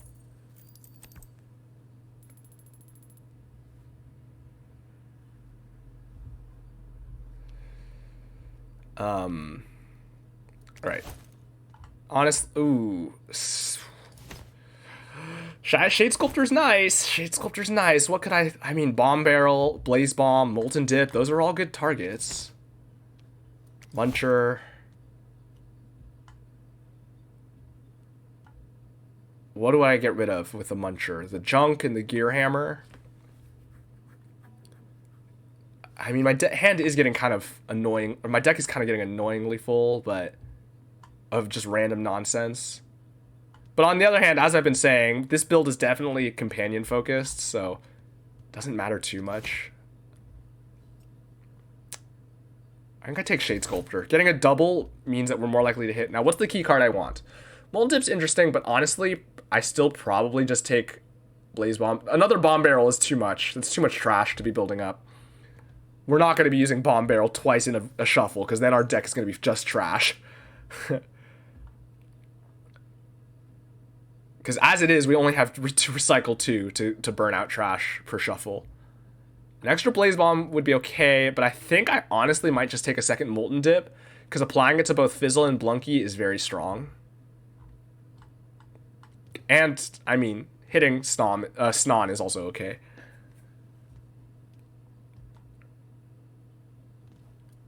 How much... Ooh, it's tricky, though. I don't know if it matters that much, because we're applying so much bomb that I don't know that the Molten Dip actually makes a difference. Maybe I do go to the Muncher, actually. I can trash a Junk, I can trash a Gear Hammer. I mean, I'll have less Junk for the Snowzuka, but the Bomb Barrel should be getting plenty, as will our leader. Yeah, that's probably fine. Normally, Blunky dying doesn't matter because it's a 1/1, but since it's a 1/6 right now, it does actually matter, unfortunately. Although, realistically, I don't know that it's going to make too much of a difference. If we can survive the one fight, we'll be okay. We just have to be a little careful. It's always the teeth that gets me every time. Every build I build, the teeth are the concern. Yeah, I think we go Muncher. The more I think about it, I think we do get rid of the Junk. Because I mean, there's edge cases where it's more useful than a Gear Hammer, but not many. And other than that, I think I do get rid of the Gear Hammer. I mean, Haze Balloon we have not been using it well, but it is generally a strong card. I hate teeth. Yeah, I like it as a concept, and honestly, I like building teeth. Building teeth is so funny. Playing against it is annoying, but not in like it's kind of fun to puzzle out the correct sequence, because it makes the sequencing and stuff matter a lot. I mean, a lot of the fights actually do, which is really cool, but like it is really annoying in the sense that it actually kind of disrupts a lot of the strategies. In particular, because like as opposed to something like Smackback where you can snow it to cancel it, teeth are just there and you just gotta deal with it. You either gotta hit it with your stuff, with your items, or you just gotta have stuff that can survive. Like there's no other way around it. Like other things you can use ink or snow to like negate it, right? But the teeth are just there. The teeth are just there. So it definitely can. It's definitely harder to play around than a lot of the other mechanics. But I mean, at the end of the day, it's fine. I think the builds in general need to have some amount of damage mitigation. Although, right, a lot of the damage mitigation you have, right, is like snow or frost, which are not affecting teeth. So it is kind of unfortunate. But that's just the way it plays out. All right, what am I think it's just a Gear Hammer though, right? Gear Hammer just hits for 2. It's not really that helpful. All this other stuff has really strong utility value, and I'll still have 2 Gear Hammers, so it's not like I'm out of damage options. And actually with Bomb, a lot of the other stuff does damage too.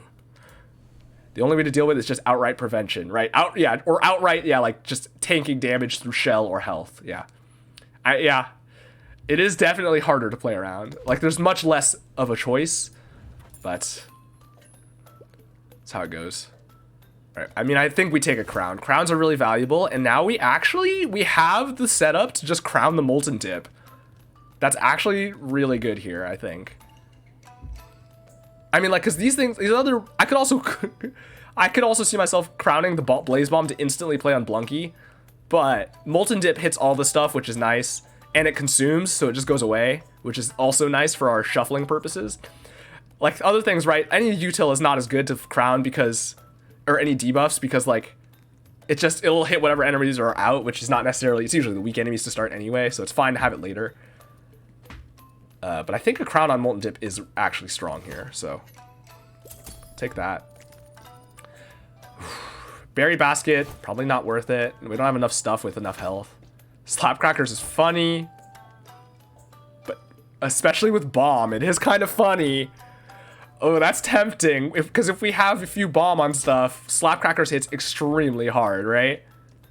Oh man, Slapcrackers also is great with the Durian Charm because all it does is lose aimless. So it just does a straight up 24 damage to some target.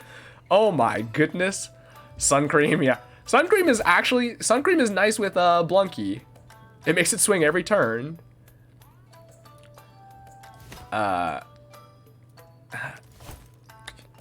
Fizzle, it's okay too, actually. It's almost useless on Nom and Stompy. And it doesn't make much of a difference on Snon, on our leader. It's okay, but it's not amazing. It is discounted. That's tempting. Ice Dice is funny, less valuable. Oh, Slapcrackers with Bomb is funny, though. With Blunky, it'd be kind of cracked, yeah. With a 6-power Blunky, hitting every turn, that makes it as good as the Foxy that we missed out on. Although Foxy with it also becomes stronger, though not to the same degree. Yeah, maybe I do take the Sun Cream. It is discounted. How much do I have? 100. Oh, I'm 3 short of getting a Charm, Slapcrackers, and Sun Cream. Oh, Slapcrackers is with Bomb. Slapcrackers is just hitting for, like, if we use a Bomb barrel into Slapcrackers, the Slapcrackers hits for 20 damage spread out. Like, that's wild. That's so much damage. Now, the thing is, it's less valuable if we don't have Bomb applied, right? So it maybe is still not worth it. Sun Cream, I think I do take. I think Sun Cream is good enough. On Blunky, it's great, and we have Blunky crowned, so we'll always be able to play it on Blunky. It's also fine on Fizzle, but I think it's still going to be better on Blunky just because the counter, it's cuts it in half, right? As opposed to cutting it to 75% counter. So percentage-wise, it's making a huge difference on Blunky. Yeah, I think that's worth it. Okay, now the question is Charm or Slapcrackers. I think I just take a Charm. I probably should have taken the Charm first, though, because Charm is randomized, so it could affect my decision. Okay, well, now the question is, do I put... No, I think it's still better to go for the Molten Dip, but... Sun Cream... Crowning the Sun Cream is kind of funny, but this Molten Dip affects all 3, so even if Blunky gets knocked out, we don't lose all of our crown value, right? That's the same reason for the Bomb Blaze. Like, if something happens where the Blunky is unviable because of teeth or something, then it's So Sun Cream has Recycle, you're right. Sun Cream also has Recycle. So we need to get Trash first. We have Bomb Barrel, thankfully, for it. You're right. I was also overlooking that. I don't use Sun Cream much because mostly I haven't found it to be I haven't found myself in a situation where it's that helpful. All right. Slapcrackers is funny, but I don't think it's quite good enough here. Because it only is good after the Bomb Barrel. Because even if Fizzle is hitting, Fizzle's only hitting the 1 target, and everything else is going to hit for 1.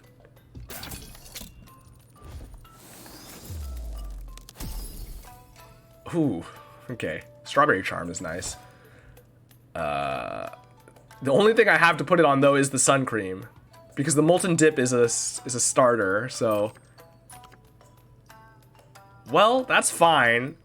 We'll put it on the Sun Cream. We're gonna be playing that, basically, when we have an opening for it. And I don't see another consume card showing, coming into play where it'll be relevant. Oh, it's add to. Oh, you're right. I thought it was restore to. It's add to. That's a lot better. Yeah, okay. Actually, that's probably fine. Well, the thing is, it's all allies. Which, again, still makes it better on Sun Cream here, I think. Because if we can get these two out, it's extra value. Now, the only thing is, if it comes into play where we wish we had the 2 health earlier, then it could be relevant. But I think it's still fine to play it on Sun Cream, because whenever we get it, we'll be getting, like, an extra... We can get up to 10 HP worth of value. That's difficult, though. This is a more difficult question. Also, I love this charm. It's a Celeste reference. One of my favorite games of all time. Number 2 game of all time.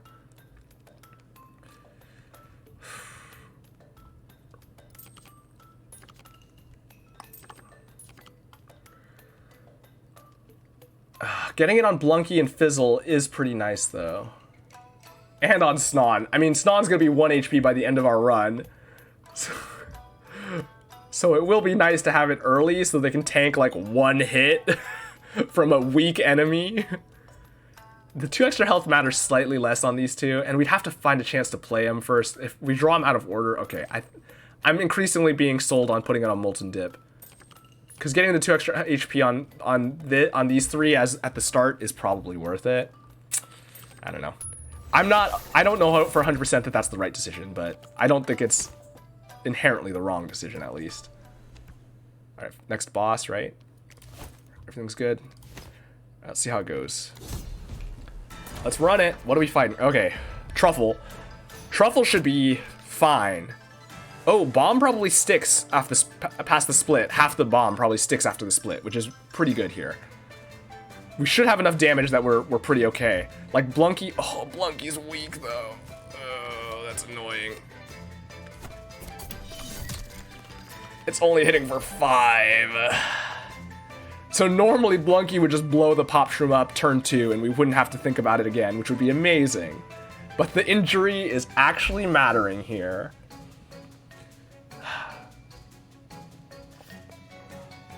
I could just play the Sun Cream out, though. Have it swing every turn. That's probably fine. We get it right off the bat is pretty nice. Is there anything else I want to play more? Demona doesn't really matter. Haze Bloom's not going to matter for a while. Snow doesn't matter for a while. We also can't play that. Yeah, let's just play the Sun Cream out. Oh, I keep Junk. I keep forgetting. Okay, we need to stall out for Junk.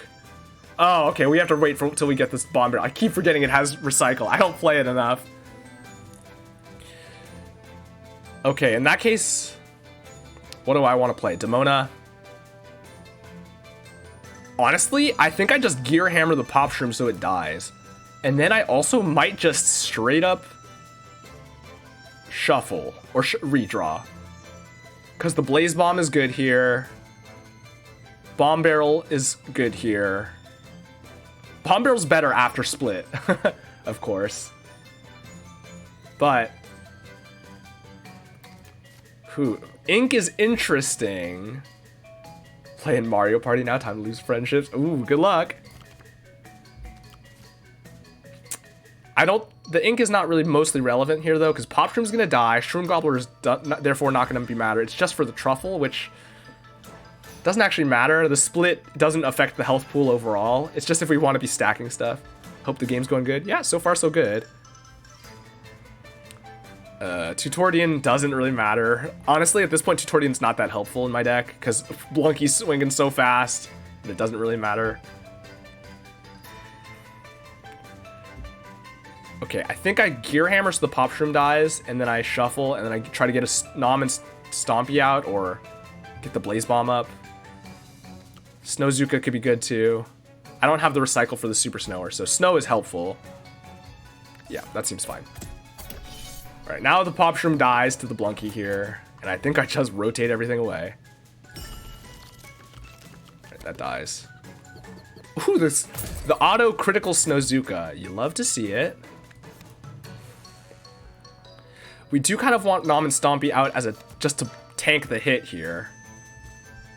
So I am going to want to play it. And then I can Blaze Bomb the Blunky too, so it hits for 10 immediately. Yeah, that seems okay.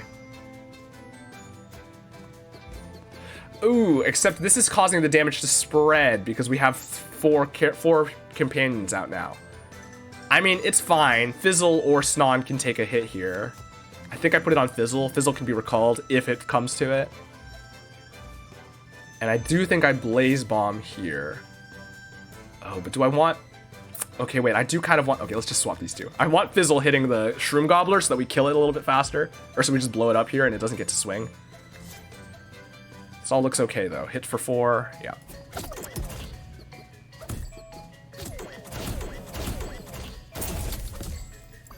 Alright, good, good, good. Snon is going to swing for a lot. Bomb Barrel is not actually that big a deal here, so I don't think I bother. I could stall the split out with a flask. That does make it just a single target. The first split actually doesn't matter, though. The first split is almost equivalent because it just splits into 2 things, which both hit for the same amount on the same timer. So it just kind of doesn't matter. The splits after that do matter because it gives them extra damage output, right? Ooh, I wonder what happens if the flask is on it, though, and it goes below the threshold. Like, when does it trigger the next time? It also, actually, being a single target means the Snowzuka is better. So maybe I do prevent the split here. That's actually kind of an interesting strategy here that I wasn't really thinking about. Okay, now there's still a bunch of stuff, which is annoying. I do want to deal with this Shroodles. It's gonna be difficult. I might just have to snow it. Oops. I can kill the Puffball at least. Do I have stuff in here that's gonna kill the Shroodles?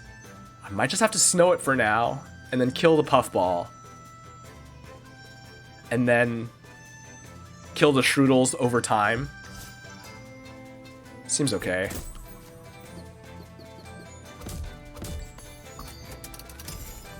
Let's kill the Puffball here. This goes to 1. I'm gonna have to tank another 4 damage hit. Although, actually, I'll have one more turn. I could get some more snow, potentially. Although, it's gonna swing eventually. We're gonna have to take this damage eventually. So, we're not gonna be able to stall it forever. We did get the Super Snower. Ooh, I got the Sun Cream, too. Okay, I'm gonna play the Sun Cream. I don't know how it works here exactly. Using Ink on Truffle is one of my best strats for dealing with it. I think it's good. It is good because it prevents the splitting, and like I was saying, the first split actually doesn't really matter in the sense, at least in the overall terms, but the subsequent splits do matter for damage output, and so preventing this first split can be valuable in preventing the later splits from happening as soon. That being said, some of my favorite strategies though for dealing with Truffle are things like Overburn, or just like but see, like, the thing is, the split is helpful for us if we have the Bomb Barrel, right? The split on the Bomb Barrel is actually, it gets us so much extra damage. Now, that being said, I think it's still reasonable here. Do I want to get Demona out just to tank a hit? Or the Tutorian? Seems possible. And then I can Sun Cream next turn? It's probably fine. How many turns? I got a bunch of turns here before Shroodles hits, so I can Gear Hammer it down a little bit. The Gear Hammers aren't going to be enough as is, though. Well, I'll have more snow soon. Let's get the Tutorian out. The Tutorian matters less, so it can just chump a hit here. Alright, now we deal a bunch of damage, actually. Oh man, we're preventing so many splits. It's actually kind of nice. Alright, now it's when it splits, it's basically going to be dead already. This is pretty great. So it doesn't immediately split when the ink disappears. Let's Sun Cream here, and we're basically going to blow it up very quickly now. There's a split. Okay, keeps half the bomb. It's another split. This'll, and then it'll kill these two this turn. Okay, this is over. And this will split here again. I mean, what, I could smack the Shroodles or something. Smacking these doesn't matter. Smacking this could matter, but whatever. I don't want the Shroodles to go just because it's annoying to deal with, but I don't think it's going to come up. Okay, there's that split. Alright, now Blunky kills this turn. I could try to stall for money, actually. Yeah, that's actually probably fine. I can Super Snower the Shroodles.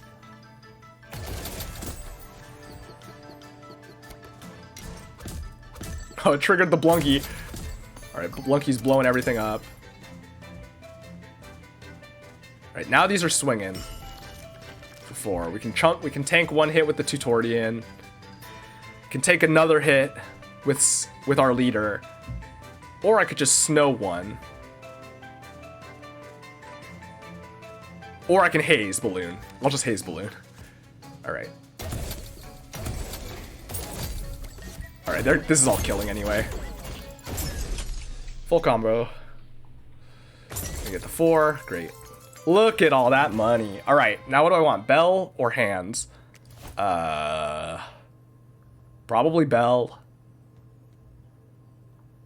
Well, actually, hands might be okay now. Well, okay, because what cards do I not care about? What it comes down to generally, right, is that if I'm planning to play at least 3 cards per turn, or if I'm only planning to right, if I'm planning to play fewer than 3 cards in my hand, like 2 or 1 card are the only cards I care about in my hand, then I should just take hands, right? Because having a bigger hand means I get the 2 cards I want and I play them, and then I'm gonna have to spend a turn shuffling anyway. At which point, you might as well just have the bigger hands. Now, if I'm playing exactly 3 cards per turn, certainly Bell of Hands is better then, right? Because you play 3, you shuffle. You play 3, you shuffle. Versus playing 3 and not being able to, and having to play a 4th card or spend an energy shuffling. But if you're playing 4 or more cards, I think it is still, or if you're playing a bunch of cards in your hand, then again, it becomes better to go for the Bell of Hands, because if you're playing a lot of cards in your hand, the shuffle doesn't matter, right? The fact that you have a faster shuffle, and that's the bigger thing. Because if you're playing few cards, even if you're under 3, I think it can still be worth it to take the Bell, because often you can find 3 cards that you're going to play. How many cards am I playing in a hand, though? I mean, after these get out, we don't have to worry about them. I don't know if Demona is worth it. I might be pulling Demona. I don't know. It's probably fine. Yeah, there's enough stuff in these. Well, these are getting consumed. And after these are consumed, I want to play what? Snowzuka, Bomb Barrel, Blaze Bomb, Flask of Ink, Super Snore when I can. Oh, I am going to have a lot of trash in my hand. So, I think... So, because I'm going to have so much trash in my hand, I actually think Bell might be better. Because I can usually find 3 things to play, even if I have some trash in hand. And then I could cycle away. Alright. Alright, recovered. Back up to the 6 damage. We love to see it. Ooh, Shade Sculptor, I think not worth it. For the same reasons as before. Most of the stuff we don't care about doubling that much. I mean, right, like, extra bomb is kind of funny, but probably not worth it. A charm is probably more valuable here, generally.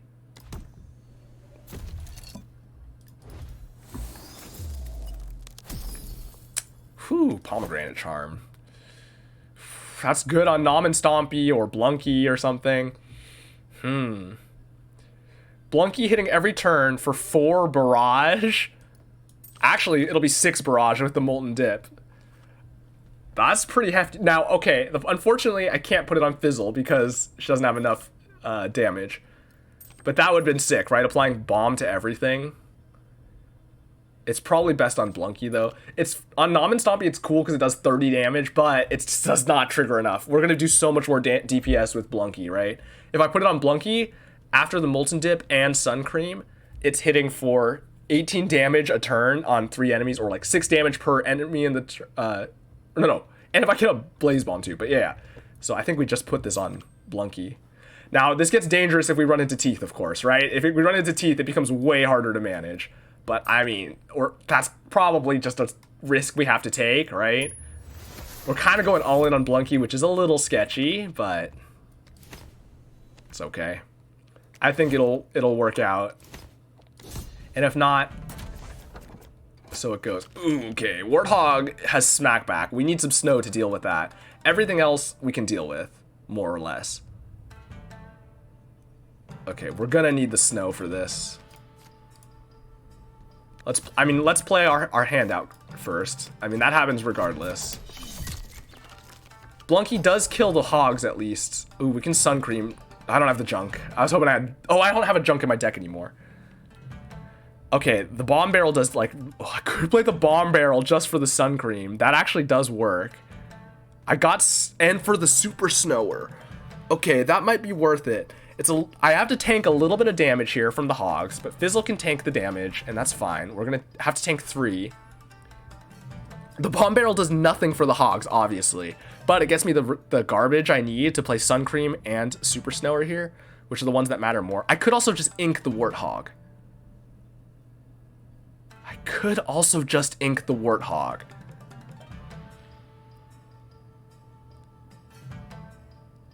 Huh. I think getting sun cream is worth it, though.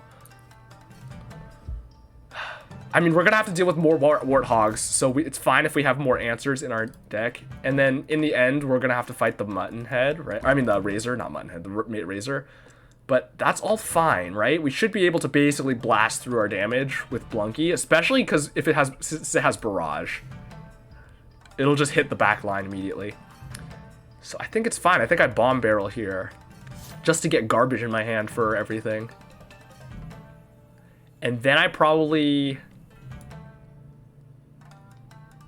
Then I super snower on the warthog.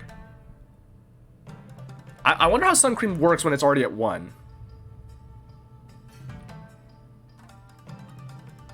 Well, because it reduces the counter, but does it reduce both the active counter and the max counter? Well, either way, we're playing bomb barrel first because we need to play the other stuff too. Okay, Fizzle takes 3 hits here. Believe it reduces both. It would make sense for it to reduce both. And if that's the case, I think I do play it here first because he kills both of these and then the hog hits for 1 and we're fine. Because I gotta be careful because I do not want Blunky accidentally hitting... I don't want anybody accidentally hitting the warthog yet. But I think it's fine. Oops. Nice. Okay, it does instantly trigger. So she takes 2 because... Oh, it had wild. It has wild from both. Oh, no!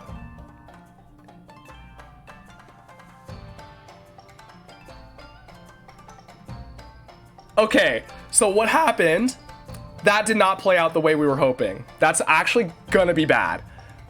I should have snowed first. So, okay, it does reduce both, but notably, it reset it to 1. And then, because it reset it to 1, it triggered for the turn, and it swung. That's exactly the outcome I was worried about, and I kind of didn't process properly that would happen. That was a bad mistake here. And it might cost us. But I think we might be able to salvage it with everything else we have. That was pretty bad, though. I definitely should have played Super Snower first, because then none of this would have happened. Okay, that was a bad mistake.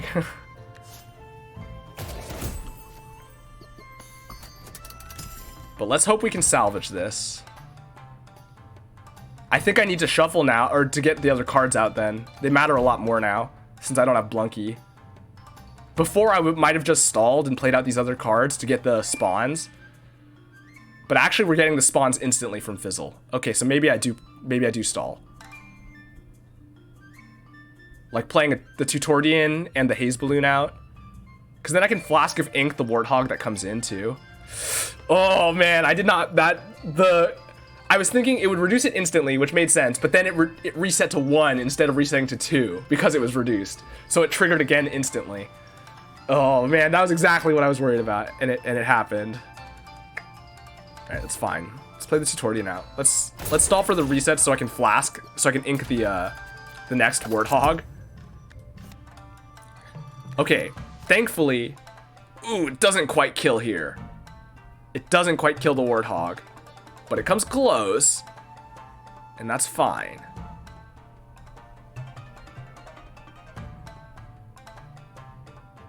I'm gonna need to ink the Warthog, and I should probably just play out the Haze Balloon.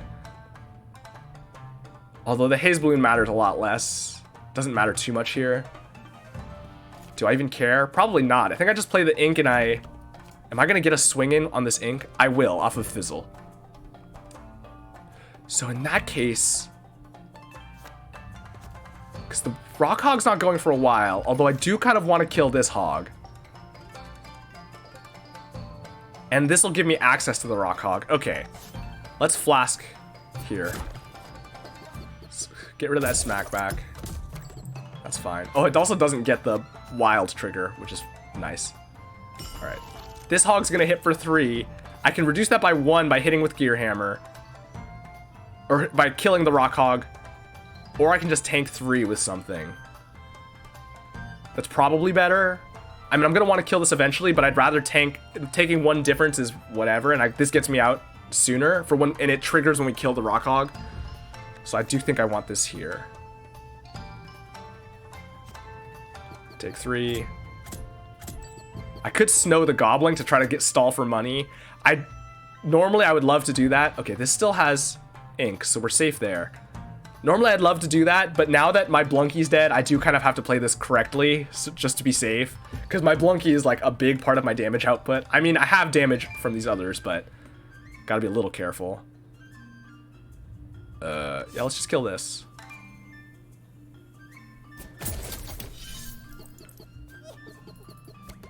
What does it trigger? Okay, triggers Snon. That's fine. Can we have 1 turn left to kill before the ink shows up or clears up. And Fizzle will kill before the ink clears, because it'll kill this turn. So I can Snow Zuka here, so we don't take damage. And just to stall, we have 1 more turn to stall, so... And that's fine. The alternative, right, is playing Demona out. I don't think Demona makes a big difference here. And we can kill the hog with anything, so... This just gets us 1 more turn. Alright. So now we can set up for 1 turn. Or for this turn with 1 more card, and then things will spawn in, and we can kill this with Gear Hammer next turn. We might have to, but that's fine. Do I want Demona out? Probably. What's the alternative? Blaze bombing something. Probably don't need to here. In fact, I might be using the Blaze Bomb as an offensive card here to make something easier to kill. So maybe I do just kill the hog. No, I played Demona out. I played Demona out here. Demona can act as a damage sponge, worst case scenario. Right, there's Razor. Shows up behind the hog, doesn't matter. Alright, let's go here. I do need a way to deal with the Warthog at some point. We do have a lot of damage sponges, actually, so that's good. Gotta be careful when the Tutorian triggers, because this will trigger on something with Smackback. You know, I probably should have killed the hog, because now they're all gonna get wild. I didn't really think about that. That was a mistake. I kind of wasn't thinking about the fact that they all have wild, so stalling an extra turn is not good. But too little, too late. We're gonna make it work. Had to die eventually. Alright, so now we've got 6 damage incoming because of that. Let's get our... Let's get this here, let's get this here. 6 damage, but it's spread out, so we'll take 4 here. Is anything breaking? Oh, I gotta be so careful. I need to snow the Warthog. So I have to snow the Warthog because Tutorian's gonna trigger something, and I cannot have it smacking back. So I have to use snow or ink here. I probably want ink, actually, because it's not gonna... I don't think it's gonna come up for it to have a chance to attack. And if it does, we can maybe chump stuff. And the snow... Well, where else am I gonna put the snow? On the hogs? I don't have the... I can kill 1 thing with a hammer. I need to ink here, though. Where do I want everything if everything procs? I want Demona hitting the Razor, probably, because then I want Nom and Stompy hitting the Razor also for 20. Or I could go do it on the Warthog, actually, and have it hit for 20 there. That's actually not a bad idea. That might work. Because then they kill the Warthog when either next turn or this turn if Tutorian triggers. Demona takes 4, that's fine. Fizzle takes 2, that's also fine. Yeah.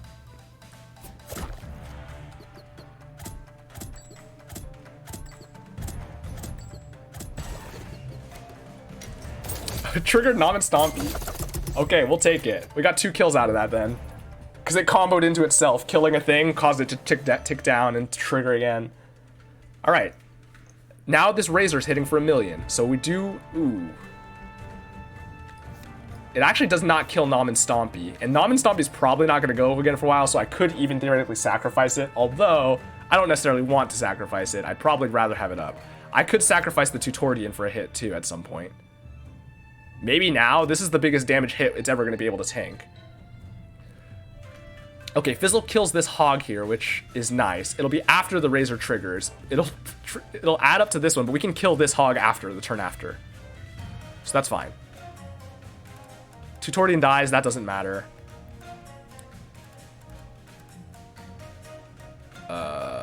Wait, so actually, no. I want to Snowzuka this hog first. Wait, I'm killing this hog next turn, though. So I play the Haze Balloon out just to have it out. Because then, this turn, Fizzle kills here, gets 2 hits here, and then we kill with the Gear Hammer. And then we'll have the Snowzuka for just a single stall turn against the Razor. Oh, but everything's going to be spawning in soon. We might be able to get these kills before or as things spawn in, though. Ooh, it's iffy, though. It's spawning in 3, and then we'll have to survive another turn. Although nothing will be triggering immediately, so it should be okay. Let's get a Haze Balloon out.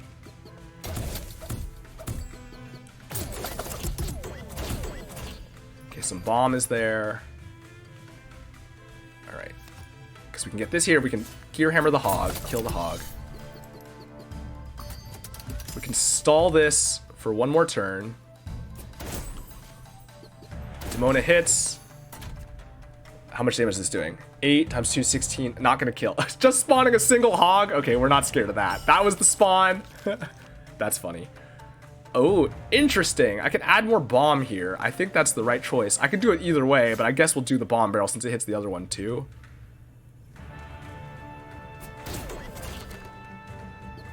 Ooh, that triggered the Demonize. That was... Oh well. Shouldn't matter. Yeah, we can kill... Okay, I just need to kill here. Even though I would love to let things trigger,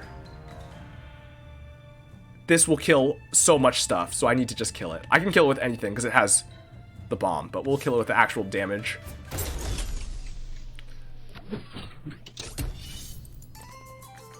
Alright. Injury. Yeah, that was a mistake. That was a crucial mistake.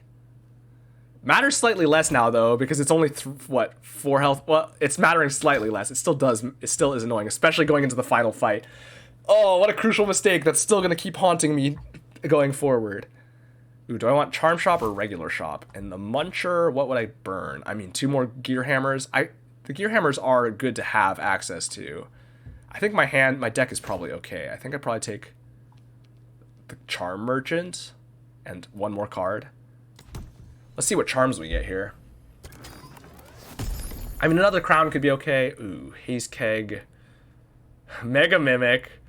Mega Mimic is probably not worth it. It's going to trigger so quick. I mean, okay, Mega Mimic is nice with Fizzle, but then it instantly dies, right? It just triggers with Fizzle and does a bunch of damage and then dies. So it's probably not worth it. Heart Mist Station could be okay. It gives us a little bit of extra health. Haze Keg also is nice. It gives us a way to use more recycle, but we don't have that much trash. If we're being honest. We have a little bit, but not that much.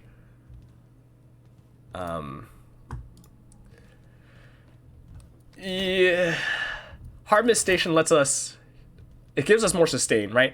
Effectively, if it's out, it causes everything to do sort of 1 less damage. Although, where do we place it, right? Our board is pretty full.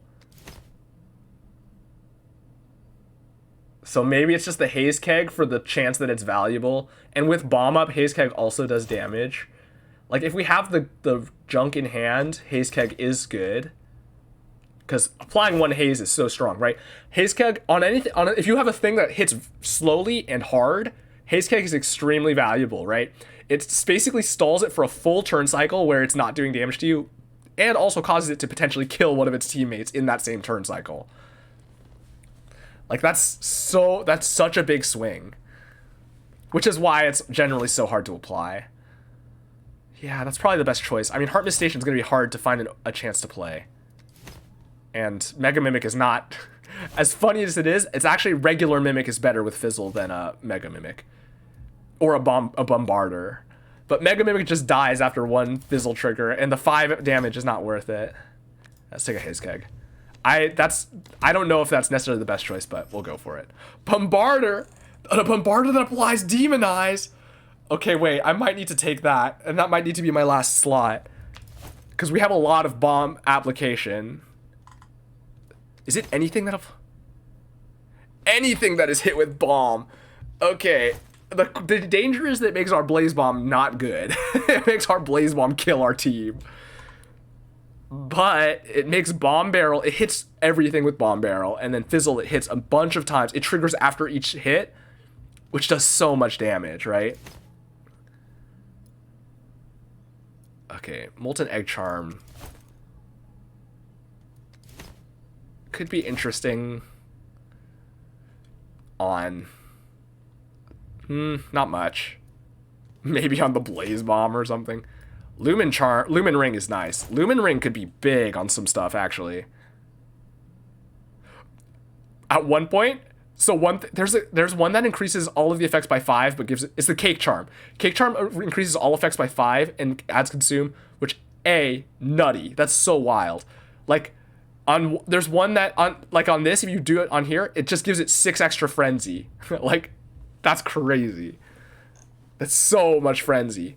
But then or there's one if you put it on Molten Dip, or some, like, it makes it go up to 7, increased by 7, and it gets, oh no, you can't do it because but what is it, Firewater. It makes Firewater a +7 and then it consumes, but that means you're just applying 7 instantly.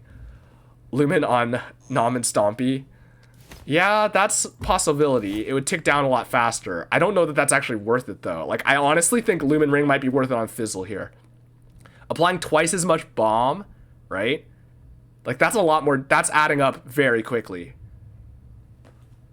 It does tick Nom and Stompy down pretty fast, but... oh, I'm not suggesting. You're just, like, thinking about it. Just considering the possibilities. You just love the build potential. That is true, right? Ticking after 5 card destructions is much faster.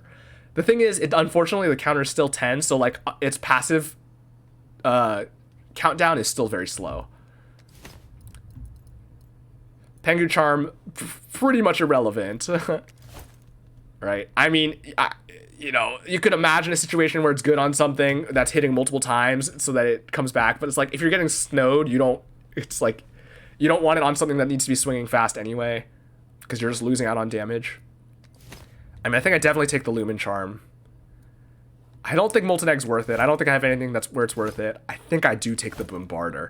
And I think, because the Tutordian's almost useless. The Haze Balloon is fine, but, like, hard to find the opening for. Bombarder is just a bunch of extra damage, especially a Demonized Bombarder.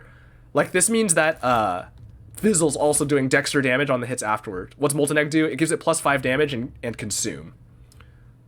So there are some things where that's very strong, right? Anything that's hitting a bunch of stuff, and it just means you're doing it all at once, right? Anything with Barrage is pretty good there. Like, it's a bunch of extra damage, and then you don't have to worry about playing it anymore. You can just get rid of it. It's basically the attack version of Cake Charm, right? It adds 5 damage instead of adding 5 to the effects. And Cake Charm is busted. I don't think Molten Charm is quite as busted, although I do think it could be good. See, like, I mean, it could be good on something like Bomb Barrel, right? It just gives us, it makes it do 5 damage to everything. But I don't think that's worth it. We do take the Lumen Ring, though. And then I think we take the Bombarder.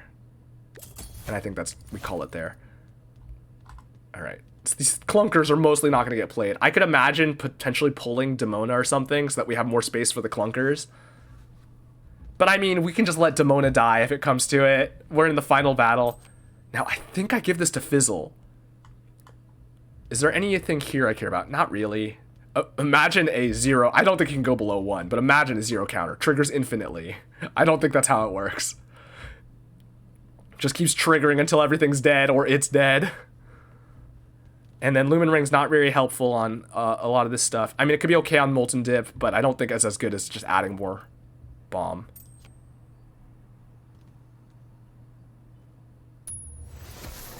Applying double bomb means, so now she does 6 damage immediately without ignoring extra damage that she'll have, and then makes everything take 6 extra damage afterwards. Or makes whatever she hits take 6 extra damage from everything. Meaning Blunky will pretty much just kill it after a couple turns. Even a weakened Blunky. Alright, let's try not to let Blunky die this time. I think everything else we're good on, right? Alright, let's go. We'll have some money going into this fight. Alright, let's make it work. Alright, final fight again. Here we go. Let's try not to throw it like we did last time. Oh wait, no, did I clear it last time? Oh, I threw my daily run yesterday off stream. I won the daily run on stream yesterday. Alright, Blunky's back to normal damage. Great. So we don't actually want to be hitting the Frost Guardian yet. We want to kind of clear the field first. Although it might be unavoidable because of how fast we're going to be throwing damage out. Okay, we don't need to get the Bombarder out until Fizzle goes out. Or until we're going to Bomb Barrel. So what's the order of cards we're playing here? Probably don't play the Blaze Bomb anymore. Unless I do it before the Bombarder. You know what? Okay, so maybe that's the sequence I play here. How many turns do I have to set up? I need the Stompy in order to tank some hits. Okay, but I can do that next turn. So I play Blaze Bomb, Nom and Stompy, Sun Cream, Bomb Barrel, or Bombarder Bomb Barrel. Is that going to be the order? How much? That's 5 turns. Everything's going to get to swing. The Bigfoot swinging is scary. I actually would like to deal with that. Will I be doing enough damage for that to die before it gets to swing? That's the key question here, right? The Grizzle doesn't really matter. We can tank the hit from the Grizzle with Nom and Stompy or something. I mean, it won't count down, which is not great. But I mean, whatever. Or I can tank it with my leader or something. Oh, no, I can't. With Fizzle. I don't know. I don't really want it on Fizzle either. Okay, let me think about the damage. If I start with Blaze Bomb into Nom and Stompy, this immediately does 8 to each of them on turn 2. Oh, it's not going to be enough to kill the Bigfoot, though. Oh, no. Yeah, and then I Sun Cream. It does another 8 to both of them instantly, and they both die. Okay, so that kills. So Blaze Bomb, Nom and Stompy, Sun Cream kills both of these, and then that's where the board state is at. We play Bombarder. Blunky kills the Grink, does 8 damage to the Frost Guardian, but it will have swung for turn 4 already. Meaning it'll have done the 0 damage, and then it'll start taking damage. That's perfect. And then we play the Bomb Barrel, everything blows up, and we move on to phase 2. So we're going to be moving to phase 2 immediately. Because Fizzle will also have swung, and then Snom will be hitting for a bunch of damage here. That works. Okay, that plays out. So Blaze Bomb.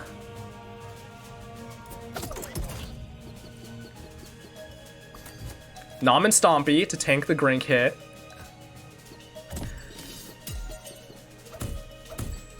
Those get hit. We Sun Cream, they die this turn. Oh, I have the junk! I keep forgetting I need junk. Okay, Sun Cream's out of the picture. This suddenly becomes a lot worse. We can tank the Bigfoot hit, potentially. I keep forgetting that I need a junk for Sun Cream. Okay, so instead I think I Bombarder here. Actually, I think I still blow everything up with a Bombarder. No, not quite. Close. Not quite, though. Because I play the Bombarder, and then I play Bomb Barrel, and everything takes 4 damage and gets demonized. So everything will die after I play this still, but we have to tank all of this damage. So I just let Nom and Stompy die, right? Like, that's the answer. Oh, except the Bombarder could die. Oh.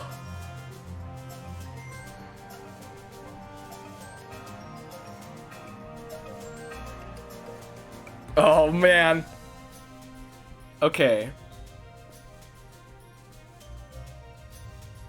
The annoying thing is that the Bigfoot is on the same cycle as Blunky. If it was offset by 1, it would actually be easier because I could dodge it and then I could just let it hit here and then I could throw Blunky out here. And that would be much easier. But unfortunately, that is not the situation we find ourselves in.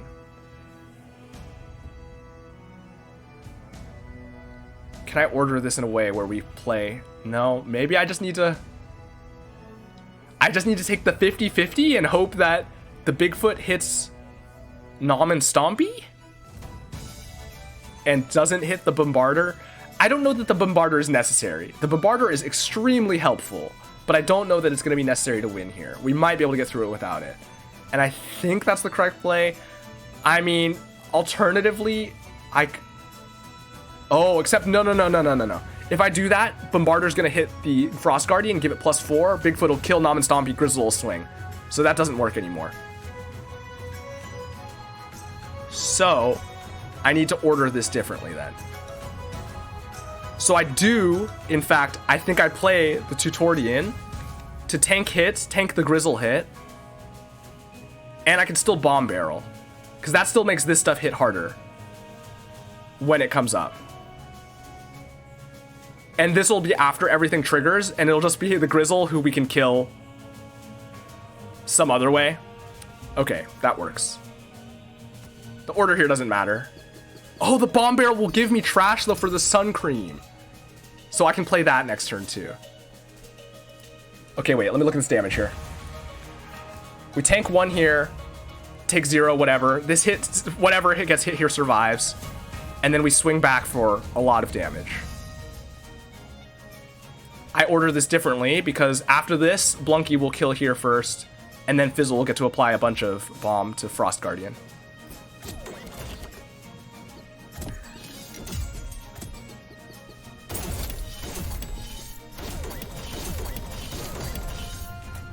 Okay, now the Grizzle is scary, but we can just... I mean, it just swings into the Tutorian, so that doesn't matter. I also can... I can now Sun Cream the Blunky, which I do, because then it just kills both of these.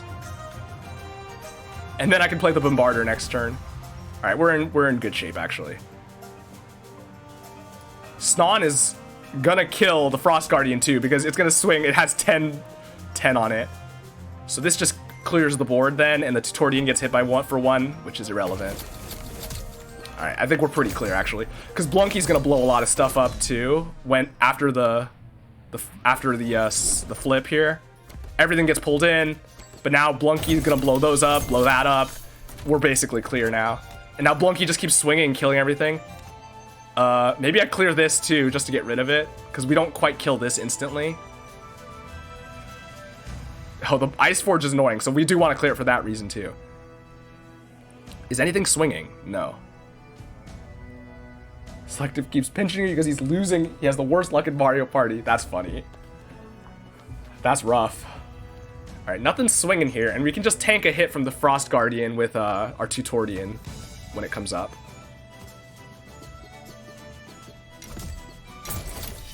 I ordered that wrong. That Blunky should have hit there because then the Mega Mimic would have died.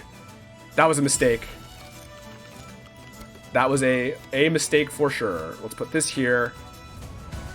Let's put this here so that this can tank 1 from the Grink. It'll still be okay because I can just kill this with the Gear Hammer. But so now Frost Guardian hits the Tutorian. Grink swings into Nom and Stompy. Mega Mimic dies. Blunky starts swinging. He's landed on Bowser several times. Yikes. That's rough. Alright, that dies. Alright, and it's over. They don't even get to go again. GG, no problem. Here, have a haze. Oh, I don't have the recycle. Here, have a haze balloon. Goodbye. Easy peasy lemon squeezy, no problem.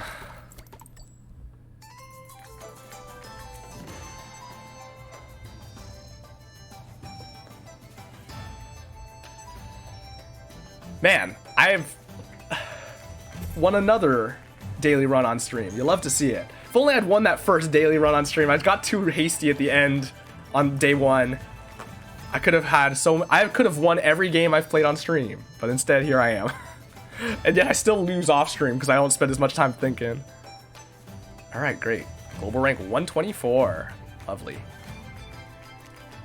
Victory? Yeah. Oh, this was a daily? Yeah, this is a daily run. That's why we had the challenge bells. Whichever ones we had. I've already forgotten. The blood bell. That's why my leader was at 2 HP at the end there. Yeah, to start with. The challenge bells weren't too bad, actually, here. The starting deck was okay, too. Honestly, this daily run was not too bad. Bling Sack Bell is fine. I mean, that's just makes the money different. All right, how much time? Okay, maybe I have time to just try to lightning round one more regular run. We're not quite so late as last time. So we'll do that. I probably won't talk through my decisions as fast or as long, which also unfortunately means I'm very liable to just lose because I play so much better on stream because I sit there and talk through every single decision. When I'm playing on my own, I just go, yeah, that's fine. Yeah, that's fine. Yeah, that's fine. And then I die.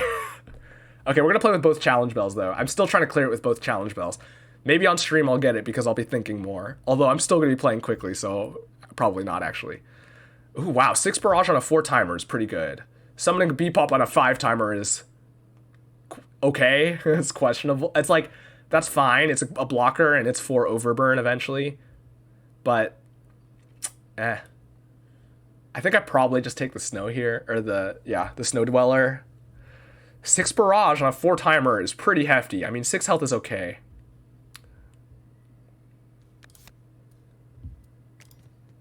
All right. To go with it, honestly, I think I might take Spike just to see if I can. I still am desperately trying to get this 6x kill combo.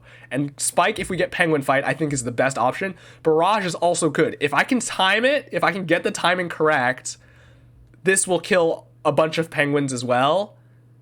Or this can kill the boss and whatever's in front of it if it's not a penguin or something. I don't know that that's going to work out, but I have to try, right? I need to try to get this 6x kill combo.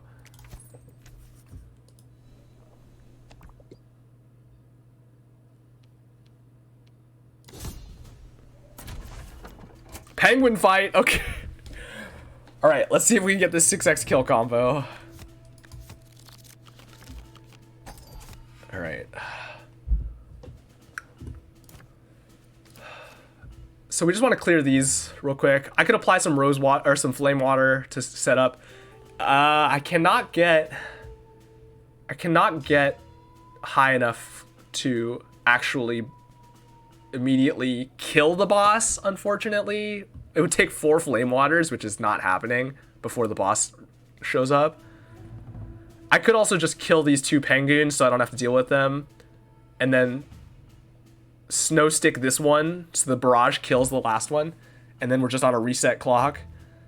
Oh man, I gotta think about the timings. It's gonna be 4 turns for this wave, 4 turns for the next wave, and then they'll swing on 2. So I need 10 turns is when they're all gonna swing. The final penguins are gonna swing against Spike. So I need to be on. So if I count down by 2 here, we'll be okay. So that's what I do, and then I just don't reset. I think the timings should all work out then, as long as we don't call a wave early. So that'll be okay, I think. Let's kill 1. Kill 2. And the sun rod will kill. I need to sun rod at a different time. So let's just snow here. And we can play a woodhead just as a block, just for a single block if I want to tank a hit later. Or I can flame water. Flame water makes it slightly easier for me to kill the final boss. Yeah, if I can get 2 flame waters, it'll be at 8, and then I can sword and a barrage will kill the boss. So I think I flame water here. Alright, everything gets called in. We're on the 4-timer now. So this next 4, okay, so the Wallagoons with the shell charm. Okay, that's fine. That's fine. That's a bunch of health for this Wallagoons. Doesn't matter.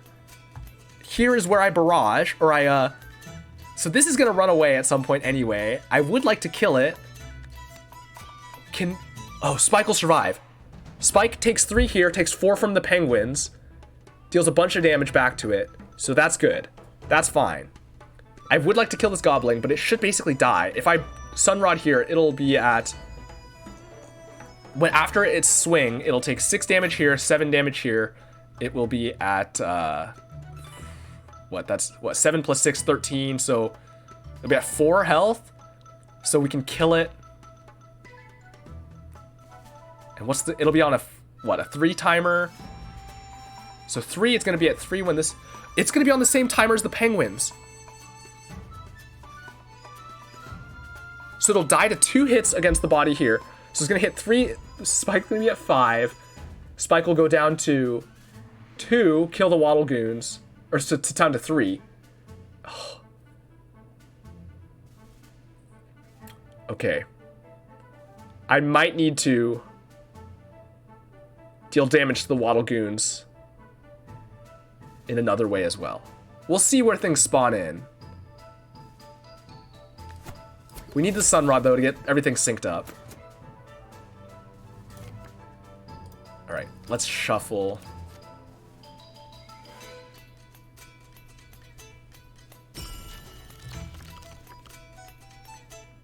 Okay, Sun Water is good. Sun Water here means this is going to be at 1 less health also. Although that's not going to make much of a difference, right? We hit for 8, it's at 9, and then it hits itself for 6. So it's at 3, it still takes 2 hits to die. Unless I sword it. That could work. Sword could work. Okay, so we need to Flame Water here. Okay, this is my shot. I might be able to get it here. I could Snow the Gobbling too, actually. To keep it in here, to make the 6 combo a little easier to hit. Unless it gets away. How much snow do I have? I have 4 turns of snow. And it's at 2, so it'll be 10. So that's enough. 4 turns of snow, because I only need 4. It's only 4 turns left for all the stuff to trigger. So that should work. That should work. Oh, but I need this. Okay, but I'll have. Okay. 2 swords. I have snow, and then I sword this, and I sword the final boss, and that should be. That should do it. I think. I should have enough moves here.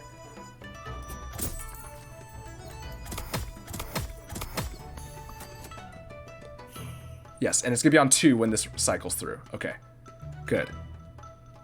We hit here, so this dies from 1 swing. Penguins come in. Big Peng comes in. Where does it land? Here. Okay. That's fine then. Oh, that's not great. It's actually not great.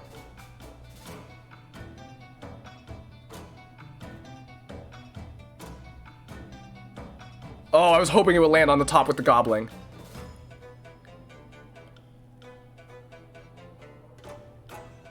Because I don't have enough damage to kill this Gobbling now. I'm missing the 6 combo.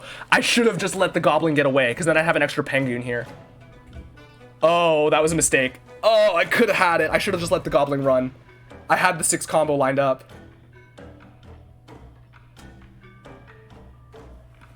Because I sword here, this goes to 8, and this swings through and kills all of them. Or kills it, but it doesn't kill the Goblin.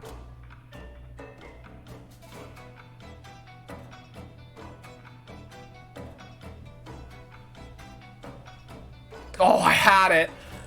Oh, I had it, but I threw it by trying to keep the Goblin around. I should have let the Goblin run. Because then we'd have a 4th Penguin. It would have spawned in here, and the 4th Penguin would have been here. Because then everything just swings into Spike. Spike dies, and so does all the stuff. And then we hit the Big Peng for lethal. If they were lined up, it would have worked. But of course, they're not. So it was just a coin flip on which side it would land. Actually, I think I can control it. In retrospect, I think if I had this stuff up here, it might have spawned in up here. So I think I threw it in that way too. Oh, I hate it. Oh, I'm so sad. I kind of forgot. I don't know what controls it. I think if you have the leader here though, and it's even, it'll spawn in front of the leader. I think if it had space, it would spawn in front of the one that has space. Just because that way it gets all the penguins in.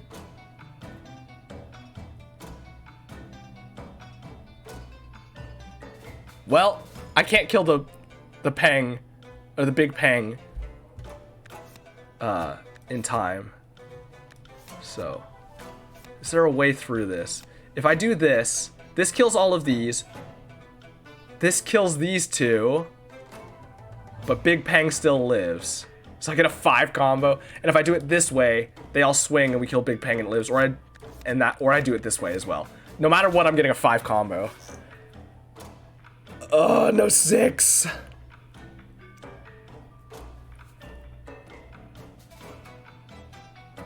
Oh, I was so close. I'm desperately trying to see an out. And there isn't really one, unless I want to stall another 4 turns, which I don't want to do. Well, no, it's gonna take way too much damage for me to stall it out. Well, what's gonna spawn in? 2 more Pangs?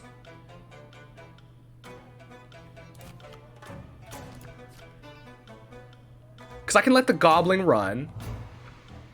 And this is a 4-turn cycle, so this actually works out. The problem is Spike is gonna be in danger. Okay, you know what? Maybe this is salvageable. I just gotta let the Goblin run. I need to kill this because this is doing too much damage. And I need to slow the Big Peng so that... Actually, that doesn't matter. Right? I don't want these Penguins dying, though, against the Spike this turn. I think it'll just spawn in 2 more Penguins, hopefully, on their 2 count. Unfortunately, we're gonna have to take like 6 damage in the meantime, which is a lot. I'm gonna have to use the Woodhead to chump a hit, which is fine. I can do that.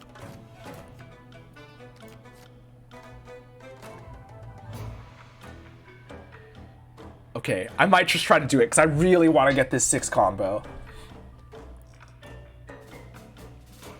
Oh, but Jom is gonna kill something. We need to kill. Oh, I don't know if they'll spawn in correctly. Well, we'll find out. We will find out. Let's just kill this Waddle Goons.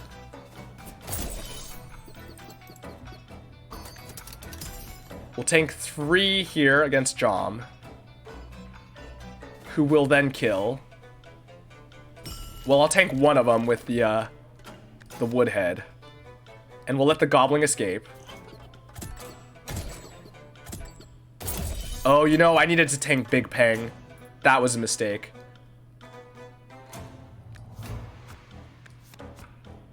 Yeah, that was a mistake. Because I don't have enough health now. I could stall Big Peng for 2 more turns. Ooh, not really. Not very well, though.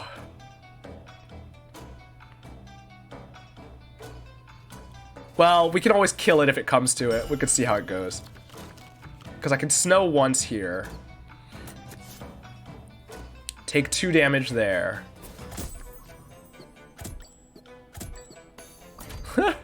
Hello. It just spawned in 1 penguin. Alright, it was irrelevant. I should have taken the 5 combo for the money. Alright.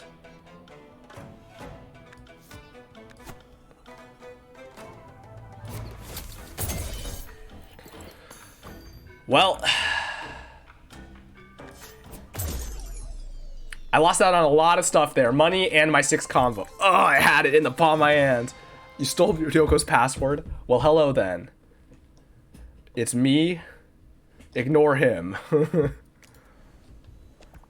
Oh, I had the 6 combo. Catastrophe. I had it in the palm of my hands. All right, where are we going? All right, I said this was going to be a lightning round, and it's definitely not been. So let's pick up the pace now. Now that I've gotten past my attempts to get the 6 combo. Do I want Travelers or a Charm and Money? Man, I could have had so much money there, too. I would have had a 5 combo. Even if I didn't get that 6 combo. It only spawns 1 penguin in the... Oh, duh. It's just spawning in the thing that didn't spawn because we blocked the wave. I knew that. I don't know why I thought it would be more. I knew that it would just spawn in the missing remainder of the wave.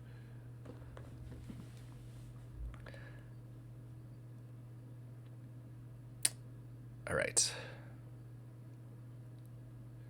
I guess I take a Charm and Money. All right, let's just lightning round this. Got 30 minutes to complete this run. Ooh, Gnome Charm. Doesn't help. Maybe it'll help on whatever we get here. Well, could be okay on Blunky. Do I take Blunky, though? Is it what we want here? Pyra's interesting, especially with Jom being a barrage. Shelly's also interesting. Shelly's good. Also actually works well with Spike.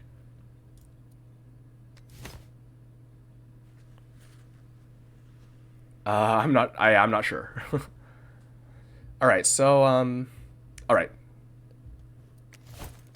Rapid decisions. Take Shelly. Do I want to swap the crown? Yeah, sure. I think Jom is going to be able to do enough damage, so we want Shelly just to get the armor up sooner. And Spike is hog-headed anyway, so can't be pulled out later, so... Alright. This is fine. Well, Earthberry's a little scary. I might need to try to deal with the Earthberry. Oh, that'll work. A Sunrod will kill the Earthberry outright, and then we'll get armor. Yeah, that's good. We can even apply Flame Water here.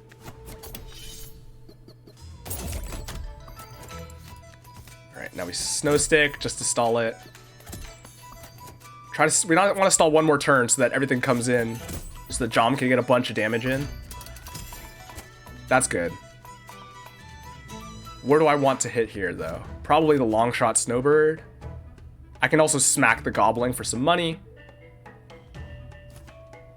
which is probably the right choice, just to get some money here. Because these other things... Well, okay. Oh, this Earthberry has Smackback. I will need snow for that, so let's maybe cycle and see if we can find the snow, because if not, we're going to need to rotate. Oh, we found it. So now I can smack the Gobbling again. Well, I can snow the Earthberry.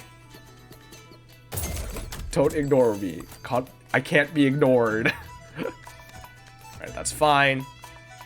We can kill the Berry Witch. I could snow the Gobbling to keep it here a little bit. Oh, but I'm going to need to snow the Earthberry so that we can get a hit in. So, oh well. Well, actually, I can hit the Gobbling one more time first. Although then everything's going to spawn, so maybe I do just want to snow the Earthberry because I need to be able to see what's going to come up. Well, actually, I know what's coming up. It's the Queen and the Healer. But, yeah, you know, I probably would have been fine going for the berry, or the extra 4 money. Because this stuff is really not that scary. Let's play this to tank a hit from the Queen Glowberry when it comes up. This is going to hit him for both for 6, though. Oh, that's Smackback, though. I need snow for the Smackback. Okay, we got it. So let's clear this now while we can. Alright, and then we can kill this. Oh, we can just kill this with Scrappy Swords. Choose the sword. Sword is great. Sword's pretty great. Oh, I don't actually want this hitting here. But now I do, because it'll hit for 9. Let's try to time this, actually. Can I time it? No, not quite.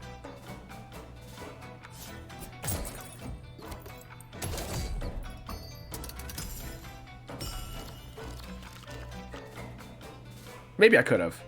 If I hit 2 there and then 2... Oh, yeah, I could have. Oh, well. Oh, well. We missed out on like 5 gold. Could have had a combo there. Does not matter. Carrying on. What's next? Oh, Charm Merchant required. So let's get money, probably. Treasures or whatever. And we want another Traveler anyway. See what charms we get out of this. Ooh, Yuki is fun. Big Berry's okay. Yuki's fun if we had more snow, which we don't currently.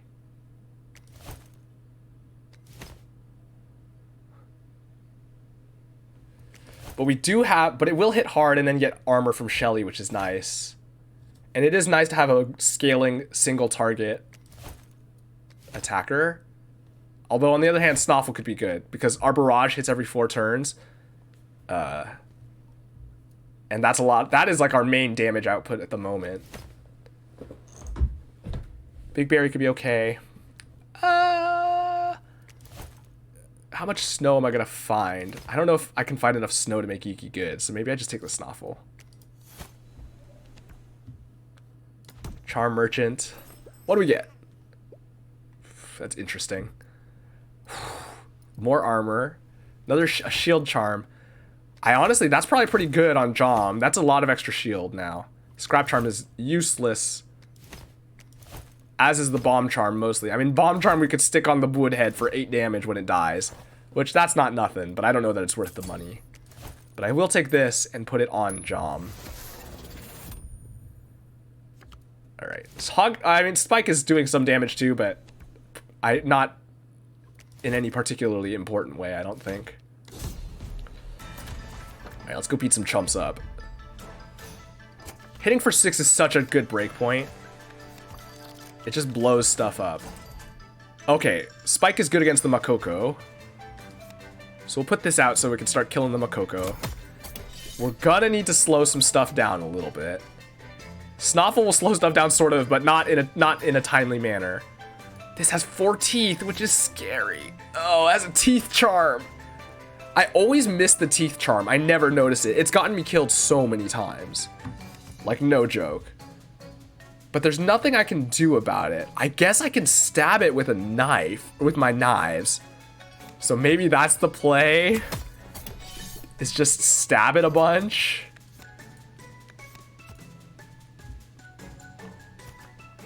Is the snow worth applying?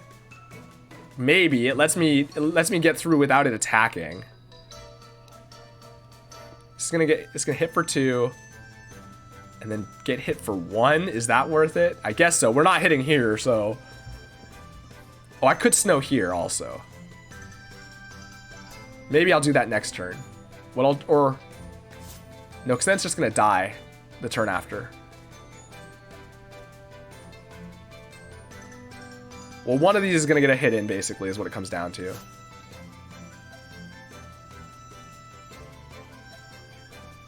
So I guess it doesn't... Well, technically Makoko's probably going to do more damage, so I probably should have done that. Although I can also just stab this now. Which I guess is probably the right choice. Infernoko hits... Ooh, for 4 if I kill the Makoko here. Okay, so maybe I wait one more turn, or I let it die. Oh, it's going to die either way. Hitting for 4. Let's... do it. Oh, but then Chom dies. I have to sack something, or I just have to pick someone up.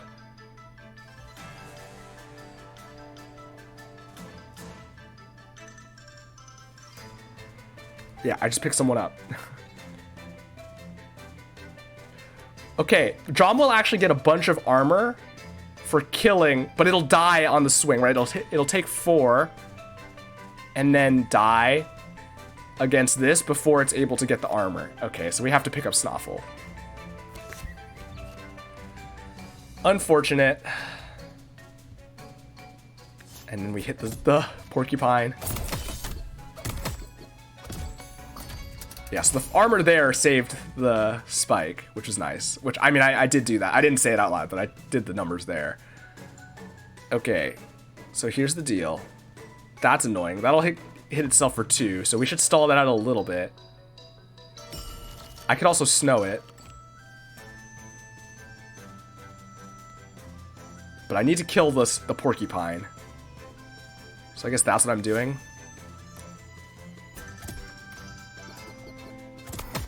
Okay, now this is going to start swinging for damage, which is very annoying for sure. So it hits for 1 here. We snow so that we just use the snow stick to kill the porcupine. Goes to +6.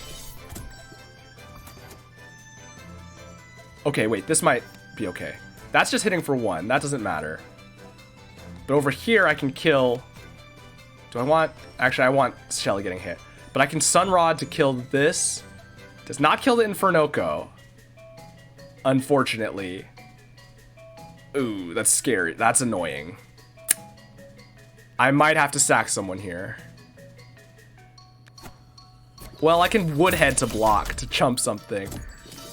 Technically, Jom can tank the hit. Maybe I do that. Because, well, actually, the Woodhead doesn't matter, because now they're all lined up anyway. Alright, so in that case, we just Flame Water. I pick up Spike, too, I think, because Spike literally... Oh, Spike can't be picked up. Spike has Hog-Headed. Flame Water, so it kills the Frost Stinger, although it's going to get... Oh, no, it won't, so... Take 8. See if we get our Sunbell. We did our Sunrod. We did. So now I can kill all this. Well, I can kill this stuff. This is doing nothing. Do I want to kill the Frost Stingers or do I want to kill the Porcupine? I guess I kill this because then I can kill the other Frost Stinger now as well. Alright, Infernoco resets.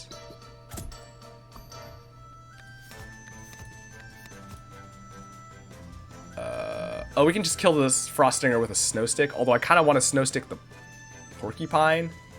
Yeah. This does 2, that's fine. And then we kill the Frost Stinger here before it swings. And now we take 3. We don't kill, but we kill the Porcupine at least. And we hit for 2. Am I going to get 2 swings of this in? I might have to. No, I think damage is better.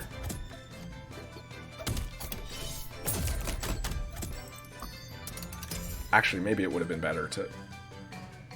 It's going to keep swinging so fast. I need to get 3 hits in with Jom to kill here. That's a lot. Snoffle will help a little. So let's play the Snoffle out. Actually, having Snow Sticks helps too.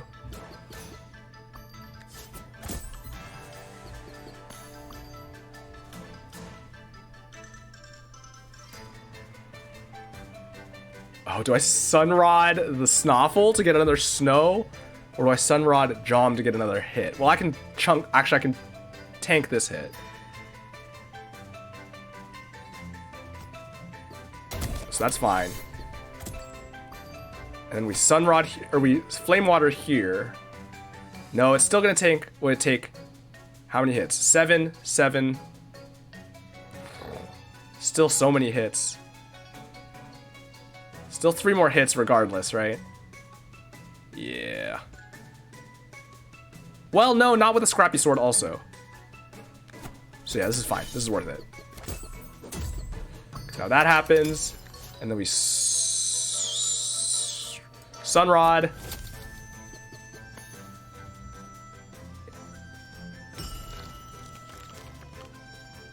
And I pick stuff up so that it doesn't die. And we tank 1 hit while swinging with the sword, and it dies. Or I can just snow it so it doesn't swing. Duh.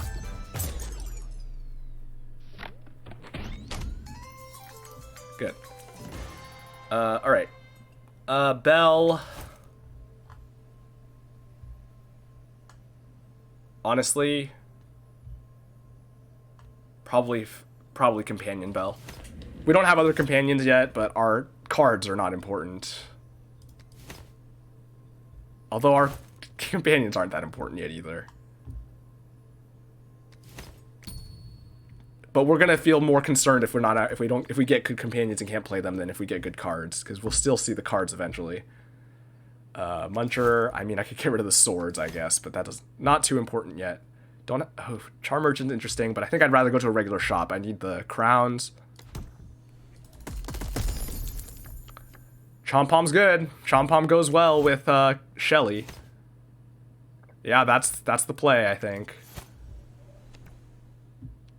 I wish I could. I need to find a shell charm or something, some sort of shell-based charm here. Shroom Mine, Berry Blade, Sunlight Drum. Sunlight Drum's pretty good. Shroom Mine's okay. Shroom Mine is 10 damage to whatever it hits it. Berry Blade's interesting, especially with Spike, who's hog-headed but has teeth. The teeth is pretty small, though. The thing about Spike is actually hard to use in the end game. Spike is good early, but much worse in the end game. A lot of the other companions are still usable in the end game, but Spike is a lot harder to use in the end. I think I just take the Sunlight Drum, though. Triggering on all this stuff is good, and especially Jom, Chompom, Snoffle. Let's go. We need a crown. Ooh, is any of this good?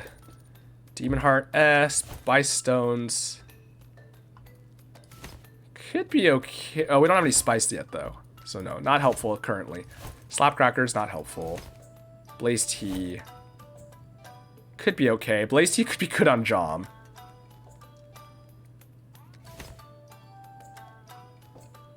It's a consideration. Let's take a charm, though. We're definitely taking a charm here. Oh, Moko Charm. Ooh, interesting. It only goes to Jom at the moment. I mean, we could make it into a 0 double strike. That's worthless.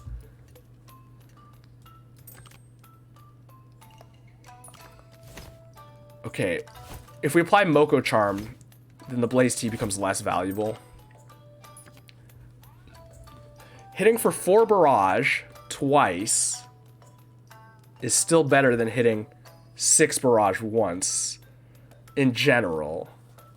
It's close, though, right? 6 Barrage once is like 18. 4 Barrage twice is 24. Well, of course, that's on a full board. On a smaller board, on 2 enemies, I think they're like the same, right? Because it becomes 12 versus... No, this is still more. 12 versus 16. On a single enemy, are they the same? This would be 6 or 8. No, it's still just better. I guess that makes sense. It's only going down by 30 by 1/3, and it's doubling the amount of hits. So no matter how many there are, it's still doing more damage. That makes sense, duh.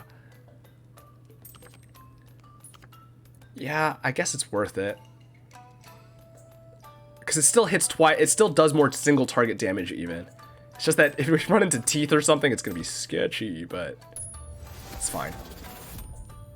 Molten Charm and stuff would be good now, of course, as always. All right, we want Chompom then, right? We want to just build the shell. Snoffle's not a bad choice, but if we can start building shell, that's good. Because the nice thing is Chompom is just on any kill. So if we can line it up where Chompom gets a kill, then it'll just start scaling. So we don't really need the Blaze Tea, so maybe I take a second charm. It's more expensive, but might as well grab it while I can. I should have grabbed it before applying the other one, though. Ooh, Cloudberry Charm. Chompom's going to be at health. Whoever it kills is going to be at health, though. So maybe it's Spike? Since Spike has to take damage to get kills. Versus the other two can get kills without taking damage, and then they're just at armor. I forgot I had this Gnome Charm, too. Oh, Gnome Charm could be good on Chompom. Although we want to be able to target the first hit. So, I don't know. I think I put this on Spike, though. I mean, I could save this for a better thing, but honestly, as is, I don't know that there's much better that we're going to get, because no matter what, if we get something that's killing, it's going to be getting armor. And so, the health matters a lot. Health restoration matters less. Yeah, so this could go on Chompom, is the only place we can put it. It does mean it could get multiple kills, but we have to line targets up very carefully then. Because if it misses, we get nothing, right? Might be worth it, though. An extra hit means you can gain double the armor, and if it's hitting hard enough, it'll just be killing everything, right? Honestly, that's probably worth it. We're just gonna have to play carefully, which, in a lightning round, maybe is not the best plan. I'm not really playing this very lightning roundy, but, you know, we'll get there. Alright, Jab Jotes. I wish I had Spike, but I think we'll be okay. Ooh, we got Spike. So what's the order here? We got 3 turns till they swing. So I could Snoffle into something. Flame Water, maybe? On one of these two. On Jom, probably. Jom's gonna get a bunch of Demon Eyes if we just let them swing here. Let her swing here, but I don't know that there's a better solution. I mean, Chompom... We can set this up where Chompom should be able to kill this Jabjote, though. Snoffle's probably what we want first, though, just to get it out and counting.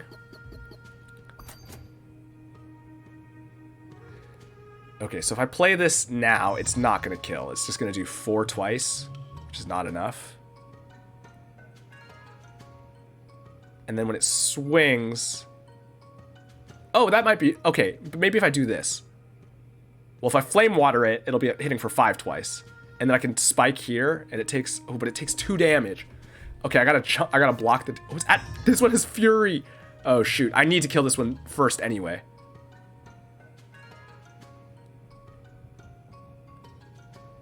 Okay. So, in that case, I can't let this one swing. It's hitting for 8. So instead, what I do is I Sword, that puts it at 8, and then I Sunlight Drum on this for an extra 8 more damage, and that kills that, gets armor.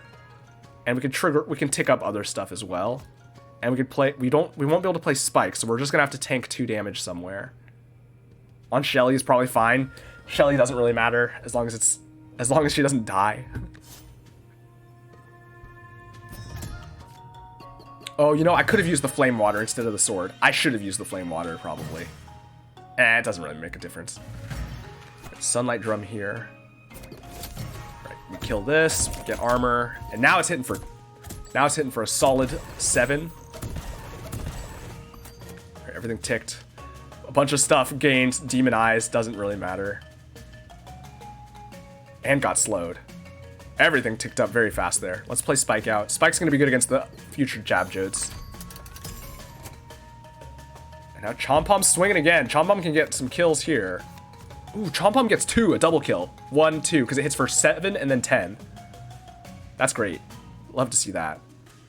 Let's just get Jom swinging again, too, so we can get a bunch of kills here. Jom's already got a million Demon Eyes. We're not escaping the Demon Eyes here, so... Oh! There's a Teeth Charm! I'm so dumb, I miss the Teeth Charm every time! No! No!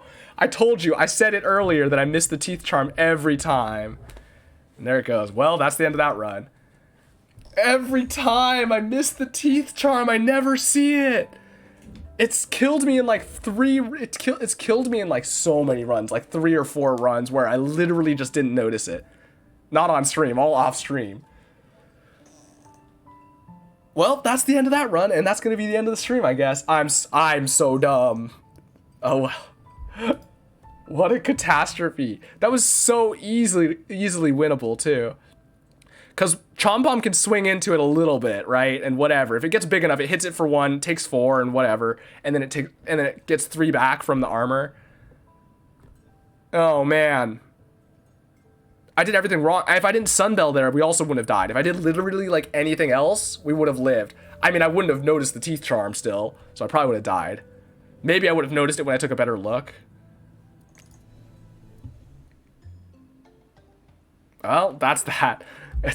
It's so sad because that run could have been something special, but that's true of every run. But all right, I guess that's gonna end it there today. Gonna end 6 minutes early when I thought I was gonna end late because I thought that run was gonna go much longer. But see, like I said, when I'm playing slow because I'm on stream, it's fine. But this time I was trying to play everything out quickly, and then that's what happens. But yeah, thanks for watching. As always, I hope you had a good time, and I hope you have a good rest of your day or morning or evening.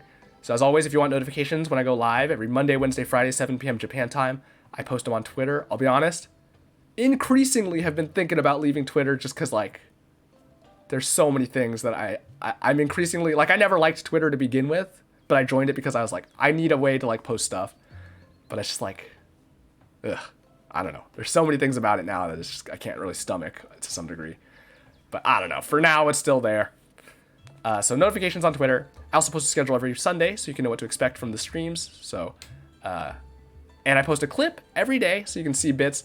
Me missing that bite, the Teeth Charm is probably going to be a clip, because that was a catastrophe. But those clips go up every day on Twitter, so you can check that all out there. @KimAmelianT on Twitter. The clips also get compiled into a monthly compilation on YouTube, so you can check those out on YouTube, as well as VODs of the stream. So the past 2 weeks are kept here on Twitch, but VODs I have older than that get uploaded to YouTube, youtube.com/@camamelian. So those links are also down below if you don't want to type them in. And if you want to support me in other ways, you can find links for other stuff down below as well. Now, the schedule for this coming week, Friday we're going to be playing more Charon's Crypt. Going to be climbing through, probably another couple streams of that. And then Monday, not sure. Wednesday, probably Wildfrost. Monday, I still need to decide if I'm playing a new game or if I'm just playing more Wildfrost or something. I don't know. We'll see. I'll post on Sunday. But, yeah, that's all I got for today. So, thanks for watching. And, yeah, that's all I got. So, until next time, see ya.